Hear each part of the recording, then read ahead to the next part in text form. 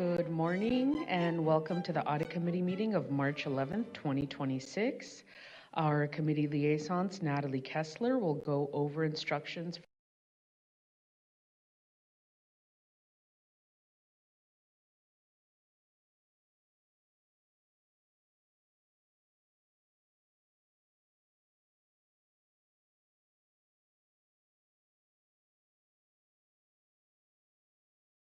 Speaker finishes speaking or 5 minutes after in-person testimony ends, whichever occurs first. This will allow for better meeting management between the two platforms and ensure the committee is able to manage and conduct city business. We appreciate the public's cooperation. Chair? Thank you. I will now call the Audit Committee meeting of Wednesday, March 11th, 2026 to order. Natalie, please call the roll. Vice Chair Foster, Committee Member Halpern. Present. Committee Member Mafia. Present. Committee Member Tabshuri. Present. And Chair, Councilmember Moreno. Present, and also present, Andy Hanal, the City Auditor, Jeff Peel, Chief Accountant with the Department of Finance, David Carlin with the City Attorney's Office, Aaron Noel with the IBA, Robert Broomfield is our committee consultant, and Natalie Kessler is our committee liaisons. Natalie, please continue with public comment instructions. If you're in person, please complete a speaker slip located at the entrance of chambers and place it in the box near the public comment microphone. Please do so in a timely manner to ensure proper meeting management. In-person testimony will conclude before virtual testimony begins. Members of the public can join the webinar by computer, tablet, or smartphone by accessing the link listed online in the preamble language of the agenda on the city's webpage. If you need to participate by phone, please dial 1-669-254-5252. The webinar ID is 161-222-1114#. Members of the public who wish to provide virtual testimony must enter the virtual queue by raising their hand before the queue closes. The queue will close when the last virtual speaker finishes speaking or 5 minutes after in-person testimony ends, whichever occurs first. Please note that if you are watching via City TV 24 or online, there may be a delay. Please participate via the audio on your phone and mute your TV or computer when it is your turn to speak. And if you wish to speak on a particular item, wait for that item to be called and then raise your hand to speak by tapping the raise your hand icon, or if you're a call participant, press *9 on your phone. If you raise your hand during a non-comment period, your hand will be lowered. Chair? A quorum is now present and we will take up non-agenda public comment. The council members respect and appreciate the public's input and are fully committed to protecting every participant's free speech rights at council and also at committee meetings. Natalie, please proceed with non-agenda public comment. Per Rule 2.7, non-agenda public comment is an opportunity for members of the public to comment on items that are not on the agenda but within the subject matter jurisdiction of the committee. Each speaker will have 2 minutes, and we have not received any speaker slips here in chambers for non-agenda public comment. There are 4 hands raised in the virtual queue. I've started the 5-minute timer. Madison, please unmute and begin. Hi, thank you. Good morning, Audit Committee. I'm here today to respectfully ask the Audit Committee to consider requesting a comprehensive review of the city's proposed Cannabis Social Equity and Economic Development, or SEED program. Before the city moves further in expanding cannabis retail opportunities, it would be helpful for the public and policymakers to have a clear accounting of the full fiscal picture. Specifically, what has the city already spent developing this program through staffing, studies, and administrative work, and what additional costs will implementation require? At the same time, the city often highlights projected cannabis tax revenue as a benefit of expansion, but revenue should be weighed alongside the broader public costs that may accompany increased commercialization of marijuana. Research has linked regular cannabis use to higher risks of mental health disorders, emergency room visits, impaired driving, and other health impacts that place demands on healthcare systems, law enforcement, and social services. If we are evaluating this as an economic development strategy, it's important to ask whether the projected tax revenue truly outweighs the long-term public health and safety costs that cities may ultimately bear. An independent audit or fiscal review could provide transparency on program costs, realistic tax projections compared with the other California cities that have attempted this type of program, and the potential downstream impacts on public systems. San Diego residents deserve a full and balanced financial picture before policies that expand marijuana retail are implemented. Thank you. Thank you. Yeah. The next speaker, the original, please unmute and begin. I'm going to ask you guys again, and probably many other times, to audit Dreams for Change and your safe sleeping sites, even Downtown Partnership for that matter. You guys know, because time after time I've come to you guys and reported back many things that are very egregious, not just deaths and sexual assaults, but there are code violations. Like I've said, the food that these people get is subpar. It's not even something that you guys would eat. It's not even healthy to eat. You know, there's rat infestations, there's many things, there's fire hazards because there are no fire extinguishers where they're supposed to be, but there's fencing up everywhere that would impede people's ability to get out. These tents are crap. The ones that are new are worse than the ones that they had before, because the ones that were before were all weather. These ones are not. And, you know, it's sad because people have actually sued the city because of Dreams for Change at the employees. And it's like, I have a bunch of employees, whether they be current or ex-employees, participants, both current and ex, that have information that you guys should be wanting to get to be able to determine whether or not you're contracting with an entity that is actually helping people, because they don't help people. You need to look at how many people they have actually put into housing, or how many people have exited that program because they weren't able to, because of the people that are hired by Dreams for Change. And, you know, there's a lot of people that you guys could be putting the city up for a significant class action lawsuit regarding the homeless and the way that Dreams for Change and Downtown Partnership are treating them, and the city. So it would behoove you to not just say you're going to do those things and, you know, do, you know, like nice talk, but let's actually do it and help these people. Thank you. Our next speaker, Blair Beekman, please unmute and begin. Hi, Blair Beekman. Hi, everyone. Happy auditing meeting today. I guess, you know, it's important for me at this time to offer that we're going through a difficult time of war. There can be many choices in how you feel about this current state of war. Nonetheless, it is war and violence, and we have to be cautious here at the local level. I'm still very hopeful that we can be making good choices and best practices here at the local level at this time of war. And when we do, and as we do, we'll simply be giving really good examples to the national and international level what is our best and what is ideas of peace and not war. Because when we work towards our best selves, we have a tendency to work in that way. So we're at a time that in 9/11 we had to be scared and frightened and had to bow down to government, federal government. We're at a time now where it's the local process that creates the good examples for federal government to understand peace, and they want peace. It's just a matter, you know, we have to really show them. And so we can't be afraid to move forward with our best practices and good ideas. Good luck how we can do that at this time here in San Diego. I was really interested in the items yesterday that you talked much about how to have a long-term view of our issues. And I'm really looking forward to how the auditing department, and even in this and in your items today, we can really be talking about issues of city concern that it's more difficult for city government to talk about. And I think we can do a good job here in how to talk about things. Thanks for your time today. Good luck to the meeting. Thank you. Thank you. The 5-minute timer has concluded. We have 2 hands remaining in the queue. We will take no additional callers after these 2. Phone number ending in 8700, please press *6 and begin. Thank you, Natalie. Joy Sunyata, CD3. This is for the city auditor, Andy Hanau. I Googled last night, so this is a little bit sketchy, but I think I did pretty good on the point. I Googled and asked the question, is it feasible to do an audit of the structural budget deficit?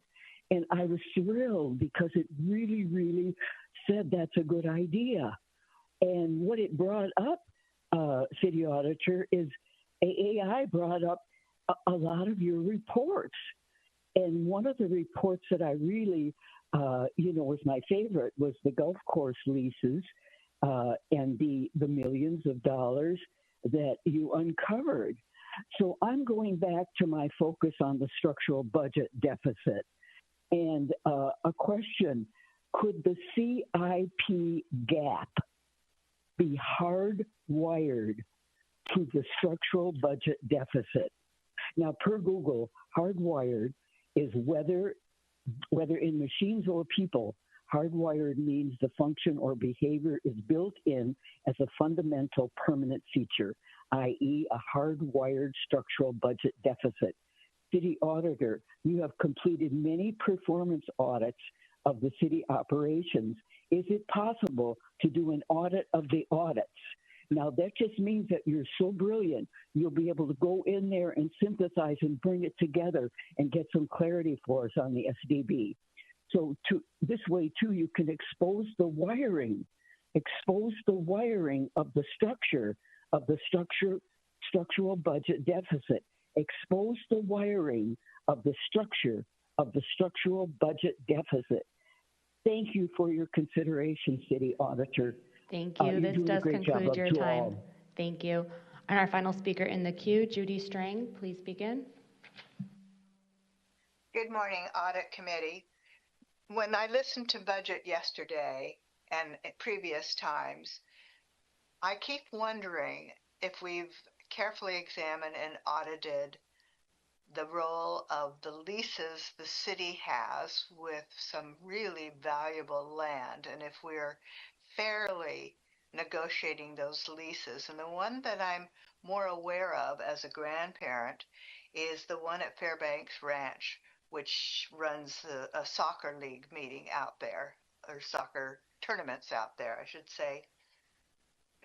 If you've had any experience with it, it's an extremely busy field. It was meant for the use of the public, but instead has become quite the commercial concern. Has a lot of traffic safety hazard situations going on as well. However, the parking is $20 a day, and the vendors are numerous and raking in a great deal of money, probably from grandparents like me. And I can't imagine that lease that we've negotiated with that LLC, which is mysterious, by the way, if you look at some of the lawsuits against it have been going on about who those really are. But they seem to indicate they might be prominent and powerful San Diegans, so that's already suspicious. But if we could examine that lease and get a sense of whether we're fairly negotiating on the behalf of the citizens of San Diego. After all, that was open land that was deeded to the citizens of San Diego for all of our use, not for the profit of an LLC. So it's questionable to begin with. But I feel like our leases need a new examination. Thank you for your consideration. Thank you. And Chair, this concludes non-agenda public comment. Thank you. We will now move to committee member, mayoral staff, city attorney, and IBA comments. And my understanding is that Ms. Erin Noel with the IBA has comments. Yes, thank you, and good morning, Chair Marino and members of the committee. I'm providing an update that Mr. Tafshuri has decided to move forward with reappointment to a second term for his public member seat. And this item is anticipated to be heard at City Council on April 7th. We are continuing with our open recruitment to fill the next anticipated open public member seat. Mr. Halpern's second term expires on January 5th, 2027. For anyone who may be interested in serving as a public member to the Audit Committee, eligible applicants must have at least 10 years of experience as a certified public accountant, a certified internal auditor, or other professional, financial, or legal experience in audit management. There is a link on the Audit Committee website with information and an application. Anyone interested can reach out to the Office of the IBA if you have any questions or would like additional information. This concludes my comments. Thank you. Thank you. Do we have any request for continuance? Hearing none, we are now going to take up our consent agenda. Do we have any requests to pull any of the items from the consent agenda? Hearing and seeing none, we are going to move forward with public comment on the consent agenda. Natalie, please proceed. The public comment period for the consent agenda is now open, and the consent agenda includes item 1, approval of the committee minutes from February 11th, 2026. Each speaker will have 1 minute. We have not received any speaker slips here in chambers, so we will move to the virtual queue. We have 2 hands raised in the virtual queue. Blair Beekman, please unmute and begin.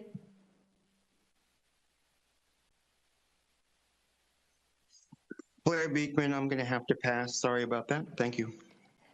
Thank you. The original, please unmute and begin.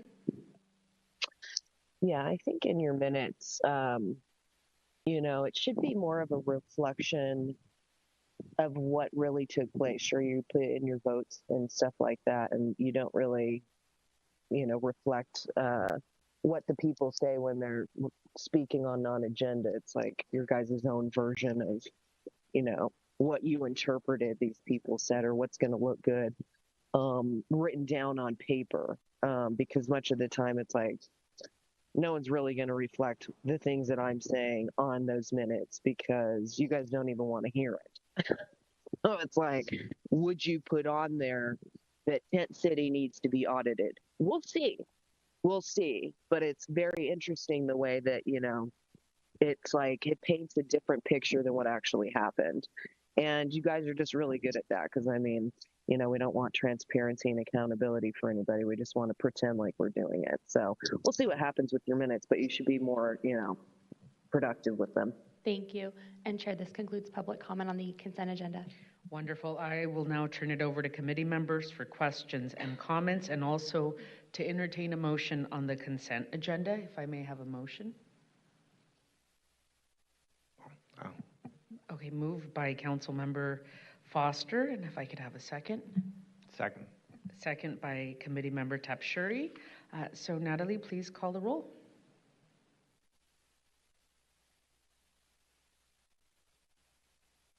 Motion passes unanimously. Thank you.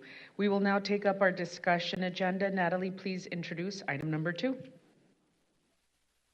Item number 2, 2026 high-risk re-review performance audit of the Fire Rescue Department's emergency medical response process. Chair? Thank you. Staff, if you could please introduce yourselves for the record and also tell us how much time you need and proceed with the presentation.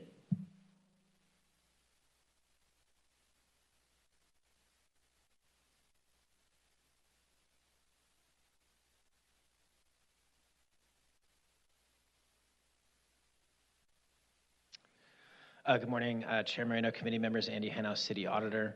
We're here to present our performance audit of the Fire Rescue Department's emergency medical dispatch process, and can we have about 15 minutes, please? Thank you.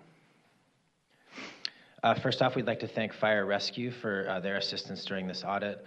As you might imagine, the emergency response process is a complex topic, and Fire Rescue helped us understand the ins and outs of each process phase and really took the time to answer the many questions we had specifically around the data. And they have really improved their data collection since the last dispatch audit in 2012.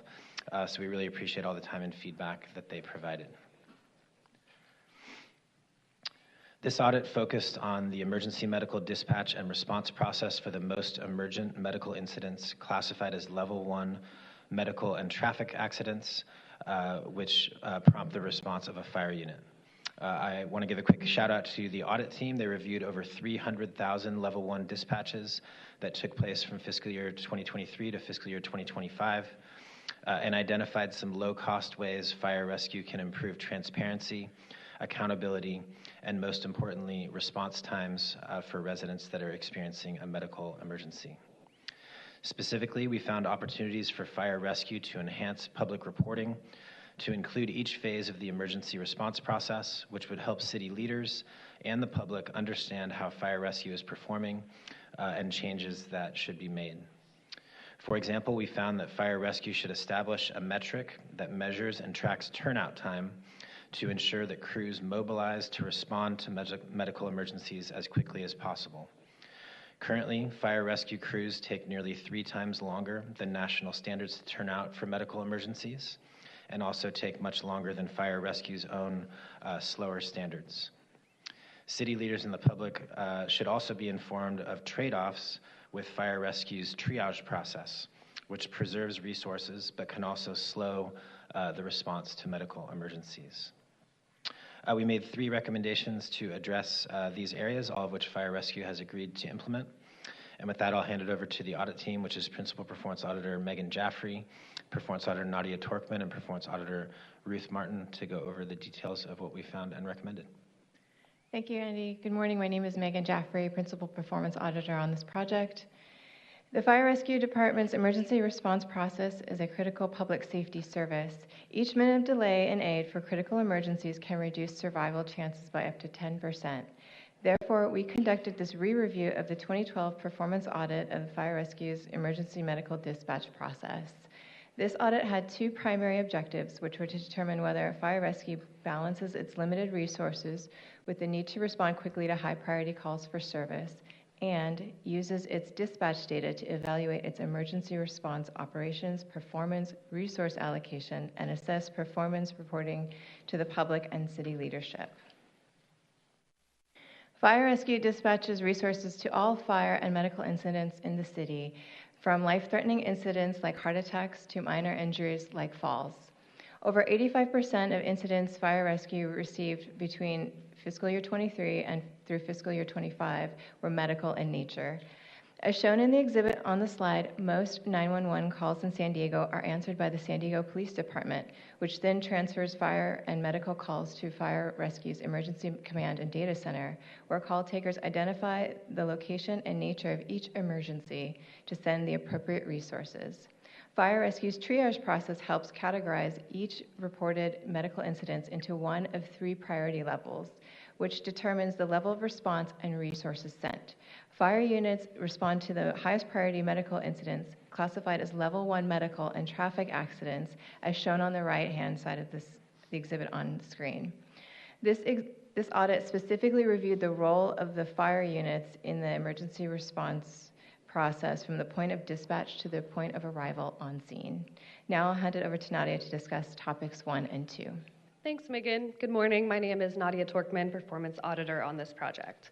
We found that since the last audit, a large part of Fire Rescue's process has been automated, which has helped streamline emergency response in many ways.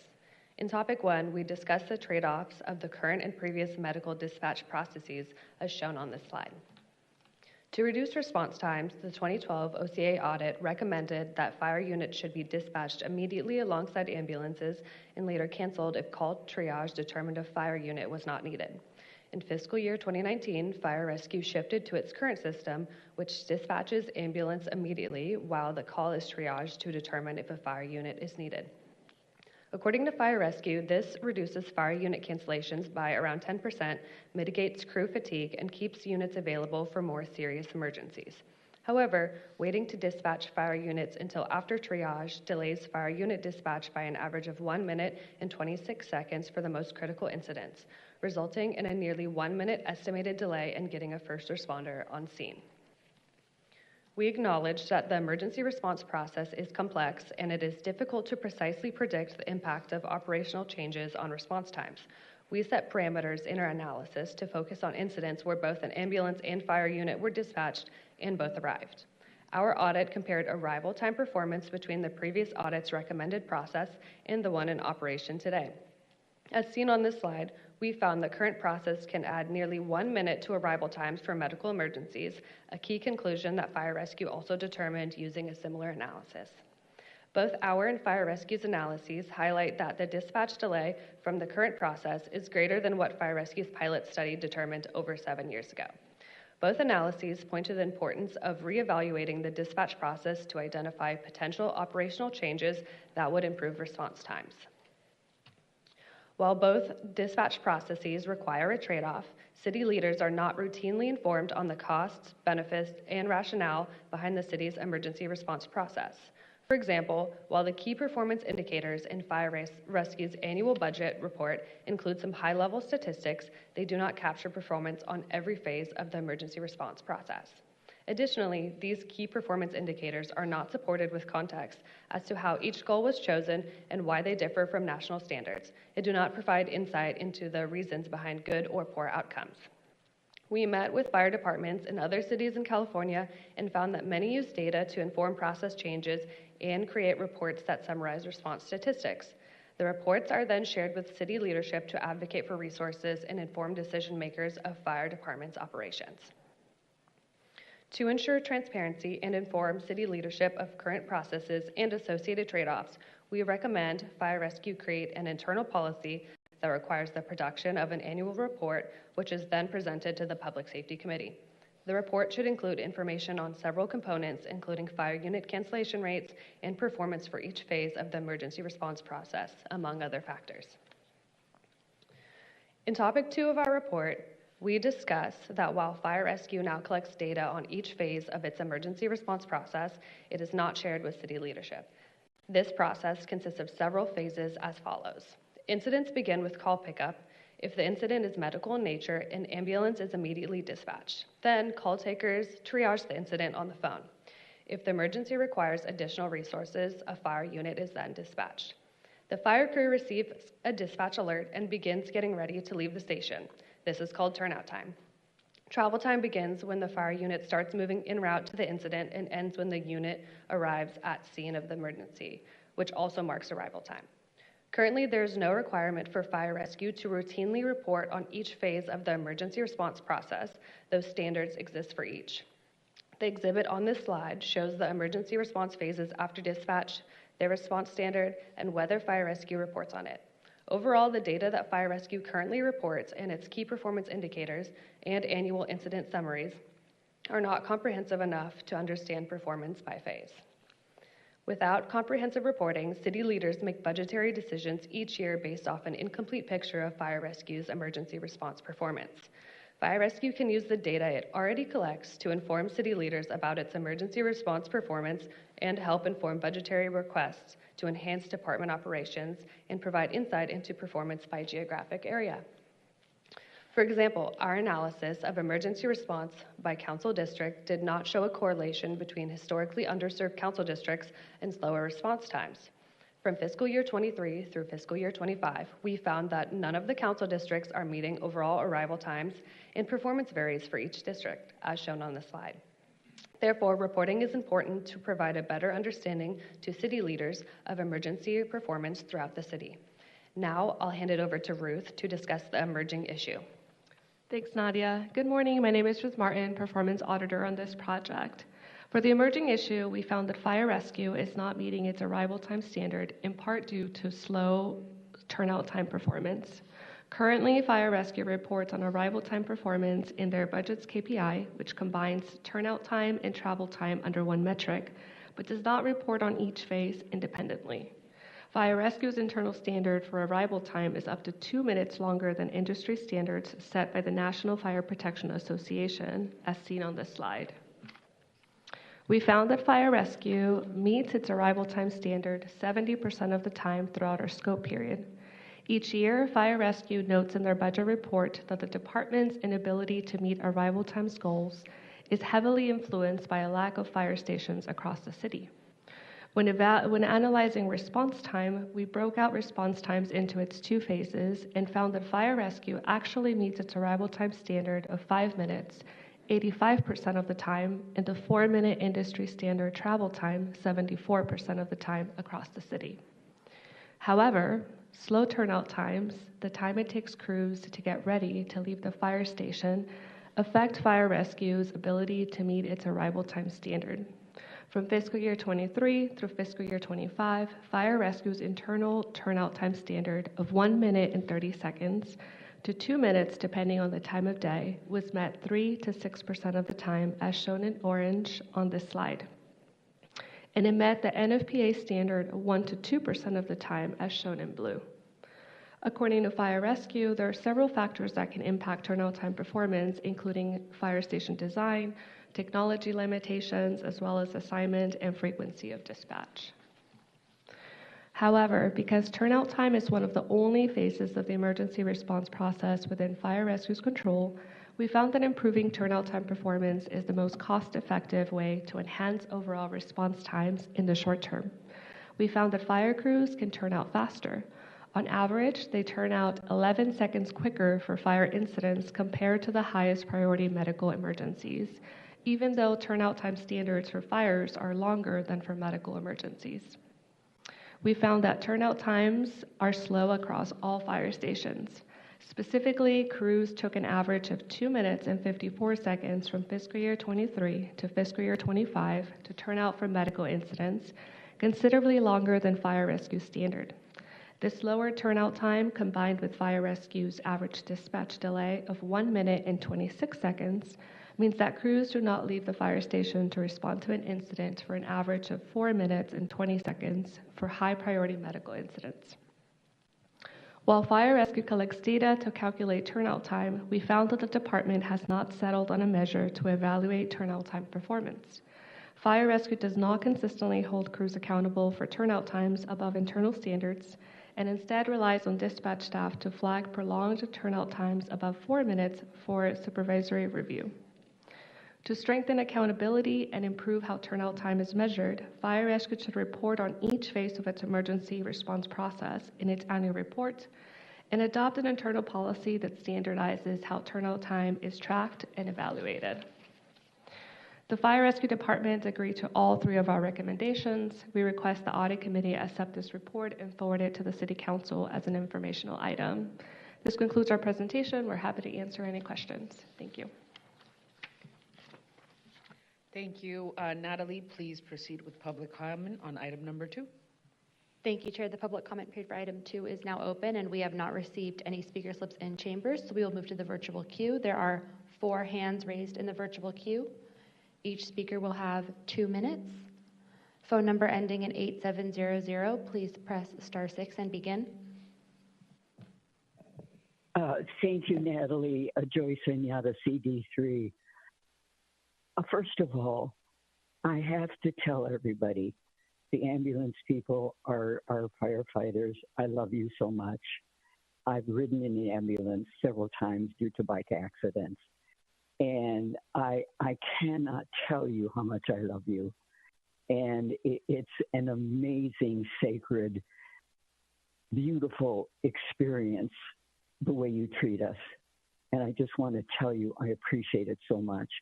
Now, I'm very, very concerned about this audit, very. And what confused me is that the segments of the dispatch, it just seems like there's too many places it has to go. Why can't, I know this is going to be an ideal, but why can't a call only go to one place? You know, it targets like a laser beam just to 911, and the ambulance goes out immediately. And I've been confused. I lived downtown for many years. I've seen the fire trucks and the ambulances together. I've been confused by that. But I don't know how we combine the two, but I think we ought to go immediately, like a laser beam, to an ambulance. No police, nobody else involved. Get the ambulance on the road now. And I don't know how we include the fire trucks. It's probably necessary, but I don't know how to solve that point.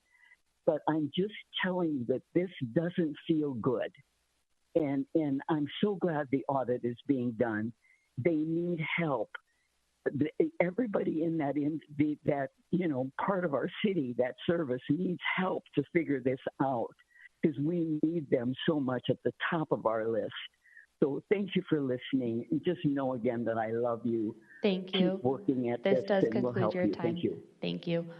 The original, please unmute and begin. This is a horrific report. I mean, 4 minutes and 20 seconds to leave. What are they doing? Like, that's a really long time.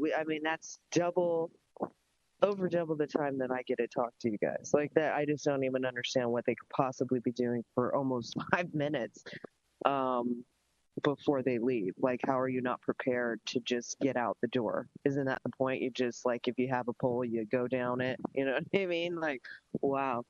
But it's terrifying to think about because of all of the things that are being implemented that are impeding people's ability to evacuate during a fire, and you're building extremely densely everywhere. And, not making sure there's evacuation routes, putting in roundabouts, which we already know has been a problem. And so it's like you're actually impeding their ability to do their job. I mean, think about all of the lithium batteries and those types of fires, these BESSes that are being put up everywhere. And it's like there's all of these fire dangers, and then we get a report that they are like slower in a medical emergency, like responding. That doesn't sound good. And it doesn't sound good to be like, well, if you wait 5 minutes, they'll get on their way to you if they can get by, because there's probably a bike lane there that they can't, get through. I mean, because you're more concerned about all these different things, but there are severe safety hazards going on. I mean, even Tent City, there's not even fire extinguishers, but that's cool. I mean, who cares if the homeless die, right? I mean, they do every day, right outside your building. But yeah, I'm just wondering, like, this should really terrify you guys, and you should really be looking into in your auditing whether or not you are the data that shows that you would be able to even get anybody out in all of these densely populated areas that you're creating. Thank you. Our next speaker, Kathleen Lippett, please begin.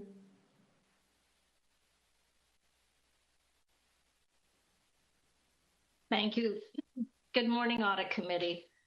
It is not just a lack of fire stations across the city, but the policies that the city has adopted that interfere with their ability to respond. For instance, in Pacific Beach, a fire truck can no longer access to the northwest and north side of the condo buildings on 710 Garnett because of the streeteries that you allow. 710 Club has a pop-out that precludes not only fire trucks, but pedestrians. It also makes it unsafe for drivers who are trying to navigate that area.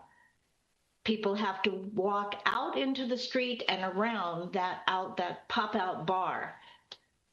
And it's hard enough for them to access with cars on both sides of the cul-de-sac.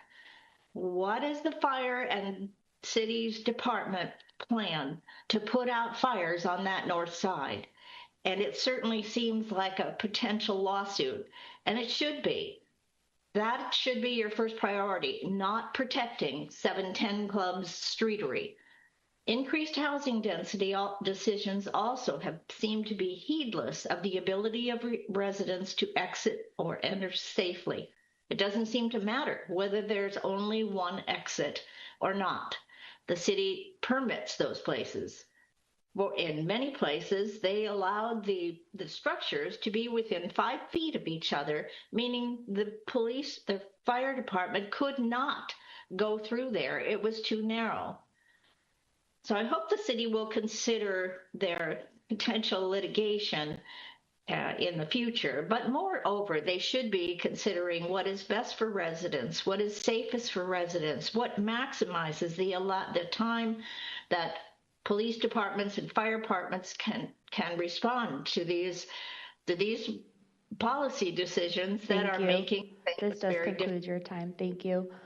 The 5-minute timer concluded. We have one hand remaining in the virtual queue. Blair Beekman, please begin.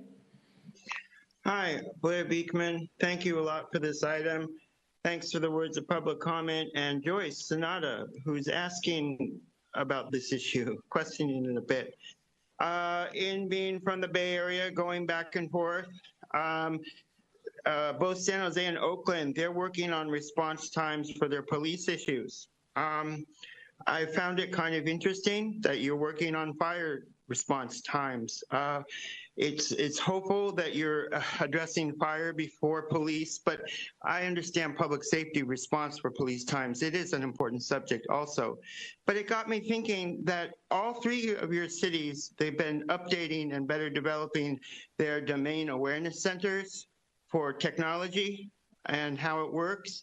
It seems like it would be fit in nicely. You mentioned you have to question your technology practices, how to speed up times. Is this a way to be softly introducing how you're better working with your domain awareness centers and coordinating with them? If it is, can you make that more clear in these presentations that that is the intention and that we're working on this as a community process? I know we're uncomfortable with the subject matter, but it's probably better to talk about it than to keep it quiet. I think it's more important to have the conversations out in the open and that information is shared and that we're clear on the subject matter, even if it's difficult subject matter as this is. So good luck how we can be doing that for this item as needed. And good luck on how we can improve our response times and that we do a good job together on the issue. It's being informed together that I think is how we address our public safety and our community issues. It's not keeping it secret. Thank you. Thank you. And Chair, this concludes public comment on item 2. Thank you. I will now turn it over to committee members for any questions or comments on this item. Committee Member Halpern. Thank you, Chair. First I want to say a big thanks to the team that did the report. Over the years, the office, I think, just gets better and better at presenting, particularly use of graphics in a very digestible way for complex data. And I know that this is a very data-intensive report. Also appreciate that Fire's agreement with all the recommendations. My question, I just have a couple of questions which will focus on high priority medical incident responses, but I think it should be recognized that across all of its activities, our fire department saves countless lives every day, and so let's not let this discussion overshadow that important fact. But with regard to the high priority medical incidents, Exhibit 15 displays the number of the incidents in the aggregate for fiscal years 23 to 25. And I'm curious if corresponding data exists on how many lives were saved and also how many incidents resulted in fatality. Is there any breakout of that data, or is that data kept? Good morning, Audit Committee, Chair Moreno. Chief Willie Melendez, Assistant Chief of Strategic Operations for Fire Rescue Department. I'm joined here this morning with Deputy Chief Roger Fisher, who oversees our emergency command and data center, and Program Manager for our CAD system, Cody Williams. So any very specific questions, I'm going to, for the computer audit, I'm going to reference to Cody. To address your question, as far as patient outcome, with HIPAA privacy issues, we don't have correlated data or access to that kind of information as far as patient outcomes. So when we go look at patient outcomes for certain, we're able to go into certain calls on like a case-by-case basis based on recommendations, but not an overarching information. Got it. So just out of curiosity, so would HIPAA prevent, and I realize you're not necessarily a HIPAA expert, but just, broadly speaking, I'm imagining that, you deliver people to medical facilities. Would there not be any way that the medical facilities would present back in aggregate, not, person by person, but just aggregate data that would HIPAA be an impediment in getting aggregate data like that, do you know? Probably not just aggregate data. I guess that definitely lives with the hospital and how, with their decision and the impact on them and having them relate that information back to us. Yeah, I hear you. Because I guess from my perspective as a decision maker, it would be really helpful context to, in framing this question about the 1 minute difference between procedure A, procedure B. It would be really helpful to have some perspective on that because, the report alludes to the medical literature, and you didn't use these words, but I'll use them, having a sort of a somewhat predictable curve of outcome, right? That for every minute of delay, there's some percentage of likely increased fatality. So it'd be really helpful in framing this whole question. And also, by the way, in framing the question about do we need to invest more in assets, whether it's fire stations or whatever assets, to have greater understanding of the actual impact of the delay on fatalities in the actual numbers that we as a city experience it. So if I understand the limitation that you guys have on collecting that data, and so if that data just isn't available, I'm presuming then it becomes really difficult, although Speak Up Auditors, IBA, if there is any way that you can even on a kind of theoretical basis frame the question about, given the number of incidents we have, given some assumption about fatalities, what the actual impact of that extra minute delay might be as a way to frame the decision about how to move forward on this. Seeing nobody jump in, I'll move on because I imagine that probably isn't a feasible. I do have a few comments. Just Oh, based yeah, off please, yeah, thank you. So just for an example, our level E, when the call comes in, the call determinant, it gets through a triage, right? We automatically send an ambulance to the call right away. And as we go through the triage, we decide like how serious and how severe it is, right? So our level echo is our most severe, cardiac arrest, profuse bleeding. So if it's identified right away in the first 1 or 2 questions, we dispatch the fire ambulance, the engine, and the ambulance at the same time. And that accounts for about 1.6% of our calls. So it's very small, but the ones that are critical, we're dispatching both units at the same time. One of our biggest focus over the past 5 or 6 years has really been sending the correct resource to the calls to make sure that we're cognizant of maintaining a ready force. And we talked about for fires or any other emergencies that break out. So when we talk, so that's been our big focus. I think when we look at the data, I think something to really consider is the modeling of a system where we don't know where the calls are coming from, where geographically they're located, the order they're coming in, the numbers of calls that are coming in every hour at dispatch really fluctuates day to day. So being able to manage that to make sure that we're set up to continue coverage throughout the city, whether it be up in Rancho Bernardo, down by the San Ysidro, that's kind of that system status that it's a constant measure. With regard to the fire stations, in probably the next 3 or 4 weeks, we've been working with Local 145 and the International Association of Firefighters. They've been working on a standards of coverage study, so they'll be here presenting that in probably the next month or so. It's just going through the final review stages, and to address the question about how many more fire stations or what that looks like, they'll present a study that's actually you can actually, it's a live model basically, so you can plug in certain parameters and challenge it to kind of get kind of deep dive on what that looks like for fire stations and our response times. Well, just on that last point, that's great because we were talking about in our briefing the other day that I guess it's been some number of years since a study has been done, and so that would be really helpful. Having said all that, I think, if there's a way that you guys can figure out getting aggregate data on outcomes, that would add a lot of power to the discussion because, to be crude, if it's framed in the form of X number of lives could be saved a year if we did A, if we did B, if we invested here or there, I think that would be very powerful.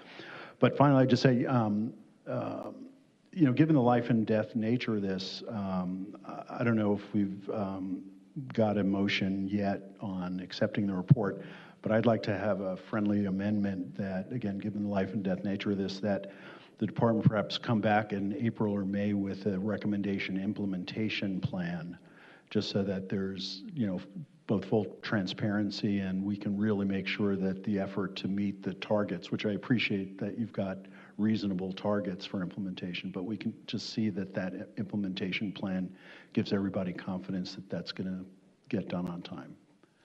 Just for clarification, there isn't a motion on the floor, if so that's the motion that you're proposing. Oh, then I'll propose that as a motion. Wonderful. I'm happy to second the motion. Okay. We do not traditionally meet in May, so maybe we could give them some time and have them come back in June. Is that okay? Sure. Yeah, sure. That's great. Target. Okay, Appreciate wonderful. it. That's it for me. Thank you, Chair. Thank you. Thank you. Committee Member Tapshuri?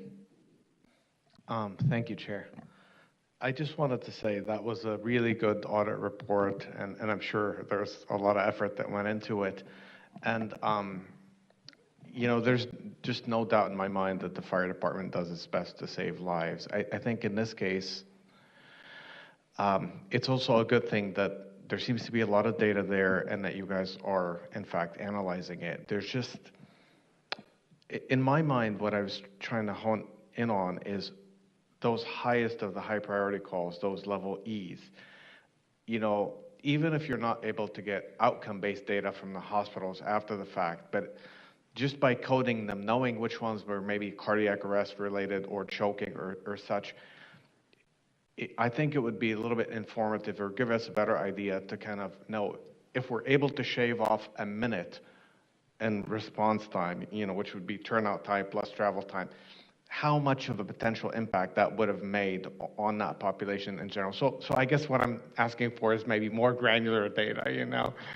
Yeah, and you might have that now, or it might be something later on for you and the auditors, you know, in your response to the recommendations. Yeah, thank you. Yeah, no, absolutely. I think with the recommendations and us, the management agreeing to the recommendations, I'm excited actually to have that opportunity to present to public safety on a regular basis. I mean, we have a lot of data, a lot of granular data.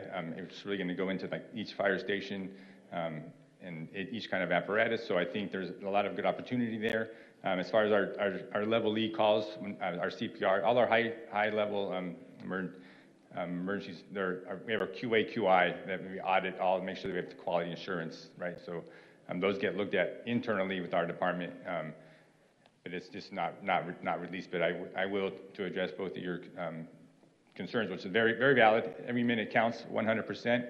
I think there's some data or some information to be able to present so that we can go forward making good decisions. Wonderful, thank you. Councilmember Foster. Thank you, Chair, and thank you for the presentation. I guess, and I appreciate the questions by my colleagues in identifying the level of calls and the outcome, but I think I'd like to kind of see if I can kind of better understand just focus on turnout time, because I feel like that is something that is truly within the control of San Diego Fire, right? Because I assume with any call, your response time, it can get pretty complex, right? You don't know what traffic might be, you don't know what certain things might be, and also it appears, as I look at this, that as we talk about travel time, it looks like we're basing this off of the National Fire Protection Association's standards, right? And as I listen to, as I listen to this presentation and report and receive my brief, I guess my question is, the way that we are currently doing things, what I'm hearing is, in the past 5 years, we kind of shifted how we receive calls. We now have, per se, a triage portion that, if I understand what you said earlier, in the past 5 years, you really tried to triage calls a little more to make sure that you were deploying the proper resources, apparatuses, right in responding to the call, to where sometimes it's not a engine call, but it's this call, you know, this portion. I guess, was there a look at that standard to see, as we are conducting our business, that triage, if you understand what I'm saying, that triage portion, the way that we are currently doing it, to, per se, instead of just getting the call, rolling out, which may bring things down, versus the triage? So that's question number one. But also, if you can kind of elaborate how we can how we have a faster turnout for fire versus medical response. I'm a little lost because it sounds like we have more to do to prepare for a fire, right? Your uniform, what you got to get into, how you leave the station. Can you kind of shed some light on how we can have better time for fire versus a medical? Okay, so I'll first address the question, the 5 years versus the previous 5 years. And I'll just speak from personal experience. I got when we went to a level 0, we dispatched every fire engine and ambulance to every call after the 2012 audit. And I had the privilege to work at Lincoln Park for 2 years and Station 14 for another year. So 2 of the busiest fire stations within our city. And I will tell you, as far as sending the wrong resources to the calls. There was countless nights where we would wake up 3 or 4 times just to get canceled. And that's not including the 3 or 4 times to go to the actual emergency that we were needed, right? So the amount of resources that were placed out of service because they were dispatched incorrectly, not appropriately, not only wear and tear on the workforce was, I can personally attest to, the wear and tear on our fire engines and the increased cost on the maintenance was significant on our fleet. So when we went away from that, it was definitely a positive. With regard to the turnout time, there's definitely work to be done, I think at a more granular level. Internally, we've discussed some technology options as far as really getting down to the turnout time, what that actually looks like when we get dispatched to actually leaving the stations. Right now, we're challenged with, when you look at GPS coverage, is when I can hit responding and I start driving my fire apparatus, it won't capture me moving maybe 3 or 4 blocks away, or it might not capture me at all because the internet's down or we're in a bad coverage. So there's a lot of varieties. I'll pass it over to Cody here to kind of go into more granular. So we're looking at those kind of options to really kind of hone in on reporting and giving you more finite details to make those decisions. Thank you, Chief. I'm Cody Williams. I'm the CAB manager, obviously the data analysis team.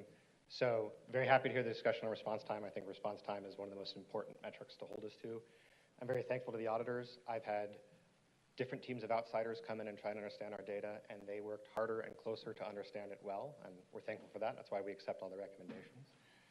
But even in that, there's hidden complexity, and numbers like averages average over these things. I've heard concerns about, okay, level 1 is a big bucket. Level 1 is a term we use in Can you talk into the microphone a little bit closer? Oh, Thank you. let me get closer. Can I have the higher one? So I'll rewind just a moment. So I'm very thankful for everything the auditors did. I've had multiple outside groups come in, like the standards and coverage people come in and try to understand our system, and I felt no one worked as hard to understand it as they did, so I'm thankful for that, and that's why we accept their recommendations. From the data side, it's very nuanced, and I'm happy to hear those nuanced questions coming out here, and I'm happy to hear the focus on response times because I think it's an important metric. To the questions about those echo level incidents, right? Level 1 is a big bucket. When we triage medically, there's over 800 medical things that go to, and those level 1s are heart attack, gunshot, very important ones. And those pop out of the system earlier. And when you average all level 1s together, you hide that. Because if you average all level 1s and say, oh, there's a 56-second increase, okay, that's true. But the increase to the echo level calls is only 11 seconds. So the system has been triaging that to select those calls for faster outcomes, right? And that's the system working as designed that can be hidden in an average. So those are the little complexities that matter. To the turnout piece, turnout, as he said, is hard to capture because we either capture it, they press a button, they say we are turning out, which, maybe they do early, maybe they haven't pulled out yet, they're doing a lot of stuff. Or we use a GPS tracker on their car to track it, but that's dependent on cellular coverage and satellites and try being downtown and getting good GPS, right? So the audit recommendation that we should focus on a reliable turnout time is a great place to go. There are some technologies, some new companies out there that have trackers that connect to the engine and stuff, so we can work to get a better number for that accountability. The other interesting piece I'll comment on is, hey, what is the outcomes? What happens at the hospital? And we can see maybe 5% of our calls, the hospital give us data back. For a lot, they don't. They're not required to. And those are partnerships that I've been talking to our medical director of. It would be great to get more and know what that happens. But we can still treat those echo level calls as serious, and we know they are. And that's why they have an early exit from the system, and they have way faster response times that are hidden in that average. So I'll stop there for questions. Thank you for that. And maybe I'll just ask the auditors if they looked at this. And again, I'm just going back as we're using National Fire Standards, is our process, and like have we added a step in there? The way that we are now triaging things to make sure we're deploying the right resources, is that part of the national standard, or did we add a triage step in there that isn't necessarily taken into account to those standards? That's my question. Are we doing something just slightly different as we made the decision on what we're deploying and how we're deploying to work that out versus exhausting I resources. believe you did guess I'll interview say. the other cities. Yeah, I'll let my team jump in with additional details, but some cities do it the way we do it, some don't. And then as far as triage. And then as far as turnout time, other cities, they report that they struggle with that as well, but several cities have taken a more proactive approach to monitoring that, holding crews accountable, and they've seen improvements in their turnout time. And so there's a lot of different, factors that point to the fact that we can improve on turnout time. For example, the goal for turnout time is slower for fire incidents than medical incidents because of all the additional protective equipment they need, et cetera. But our fire crews actually turn out faster for fire emergencies than medical emergencies. So that's just another piece that shows, it's good that they're working on, some better ways to track it. The way they have it right now is pretty good, but there are some better technologies. I think you told us in an interview that it's maybe 1 out of 10 times the GPS doesn't connect right away, and it usually reconnects within 10 seconds. So on an individual incident basis, maybe you can't hold the crew accountable for that one. But on an average, we came up with 2 minutes and 54 seconds turnout time. Maybe when you factor in 1 out of every 10 times, there's a GPS delay of maybe 10 seconds. Maybe it's 2 minutes and 53 seconds, or something like that. The goal is 1 minute and 30 to 2 minutes city standard and 1 minute national standard. So there's obviously room for improvement there. Correct. And just to be clear, I understand where we're at. I understand the report. My question is to the national standard. Are we doing something? Because you said clearly some other agencies and municipalities do something similar to what we do. I'm going back to the national average. I would think that there's a manual, a book that says, here's the national average. And I'm just asking, based on that methodology, are we doing something above and beyond based on how we're triaging? That's as simple as my question. It's if something we need to look at and find out, good, follow up. If we're not there, or no, we're in line, we need to see the improvement. Chief Logan, let's figure out how we improve, right? That's where I'm at right now. Thanks. I can add some context to this. Nadia Torkman, performance auditor. So we did initially look at, while we were scoping, call processing times, and there are internal and industry standards for call pickup and call processing, et cetera. We did not specify looking at this in a report because we found they were doing a pretty good job. And we also talked to other benchmark agencies across California, and we found that they were also, for the most part, triaging medical incidents prior to dispatching fire resources. And if they weren't, they were looking to do so. And so thanks to Cody and his team, they have actually kind of broken out the call processing process and found areas for improvement, and they've automated pieces, and then they're also using a fairly high-tech medical triage software to help expedite that process. So we found, as far as call processing, the chunk of that emergency response process, they are doing relatively well in that aspect. And so, yes, they move, the dispatch maybe before or after that for fire units, but the call processing piece is relatively streamlined. Okay, I don't want to beat this up anymore. What I'm hearing is our process is within those standards. We just need to look at how we can improve and get our turnout time better. That's what I'm hearing. I would say that turnout time is more within the realm of control with all of the other caveats in the process. I'm asking that our process is in line with the national standard, and we just need to see improvements to our turnout time. So I don't think we came across a national standard on the process, but our process is consistent with many other fire agencies that also triage the calls. Our point is not go back to that system, but that there is a trade-off with that system. It preserves resources, as they pointed out. It also slows the response to medical emergencies. Maybe for the most important ones, it's only 12 seconds, it's 1 minute overall for level 1. Understood. So people should understand what that trade-off is. Understood. Thank you. That concludes my questions. Thank you, Council Member. Moving on to Committee Member Mafia. Thank you for all that you do, and thank you for the fine report. Just had a quick question on the turnout times. I think we heard from the audit team that there were some reasons that, could be leading to slower turnout times, including technology and maybe the design of the firehouse. And to make changes like that would be capital intensive. Just curious, as you're going through this process and you think through the turnout time process, are there kind of some low-hanging fruit? Some things that can be done in your mind that aren't redesigning a firehouse, that aren't as capital intensive, that could really impact the turnout times? Absolutely. So I think one of our first steps is really looking at each fire station, right? Because each fire station is very different in design.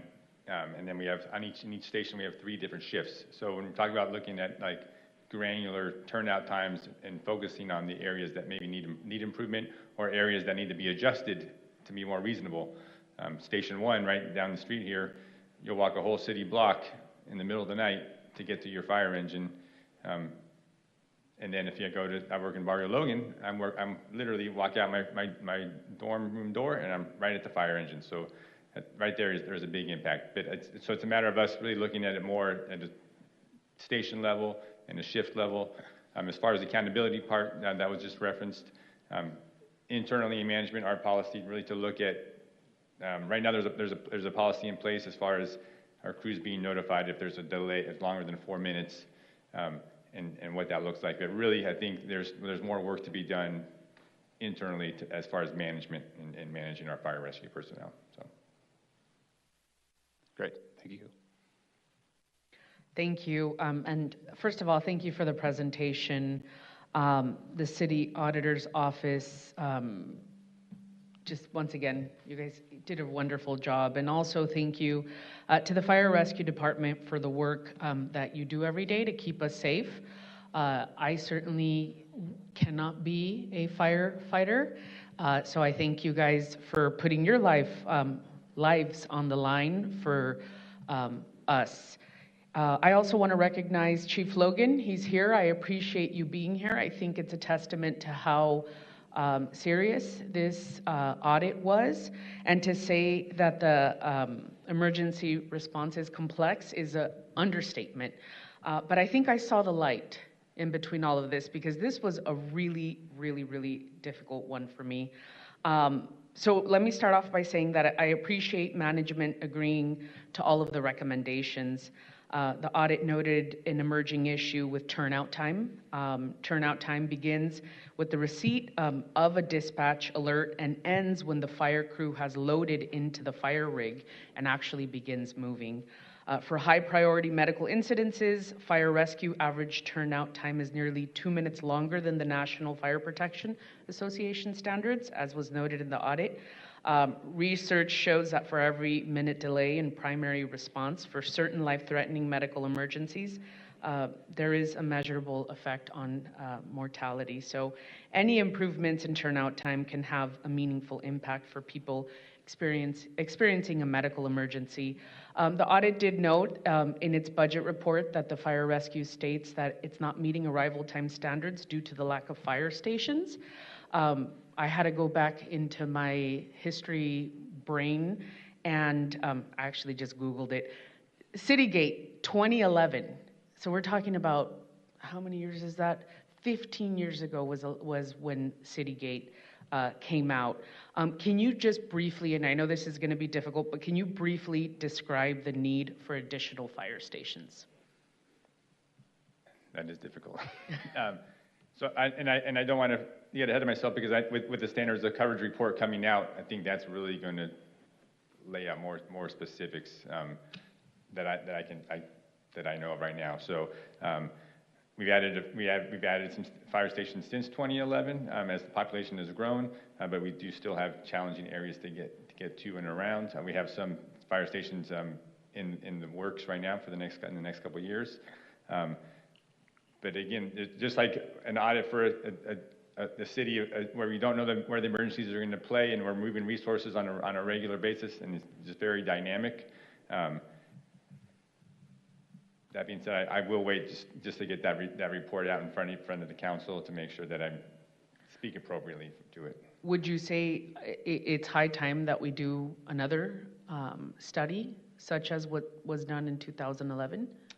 Yes. So I think after the standards of coverage report comes out through the IAFF, I think that there's opportunity, and it was referenced in public safety a couple of weeks ago about another city gate. There's another study internally. Another study. Okay. Thank you for that. The audit also pointed out several low-cost ways to improve response time. Just want to point out for the record that recommendation 2.2 says Fire Rescue Department should establish an internal policy that standardizes a tracking and evaluation measure for turnout time and disseminating it to fire rescue personnel. I think it was pretty clear. We talked about this. You guys are going to come back in June and give us your recommendations for implementation. We recognize the need for fire stations in between funding parks and major roads in Otay Mesa. It's Fire Station 49 in Otay Mesa has been my priority. And I'm extremely proud to say that recently we purchased the land for the fire station, which will be located at the intersection of Ocean View Hills Parkway and Sea Fire Point.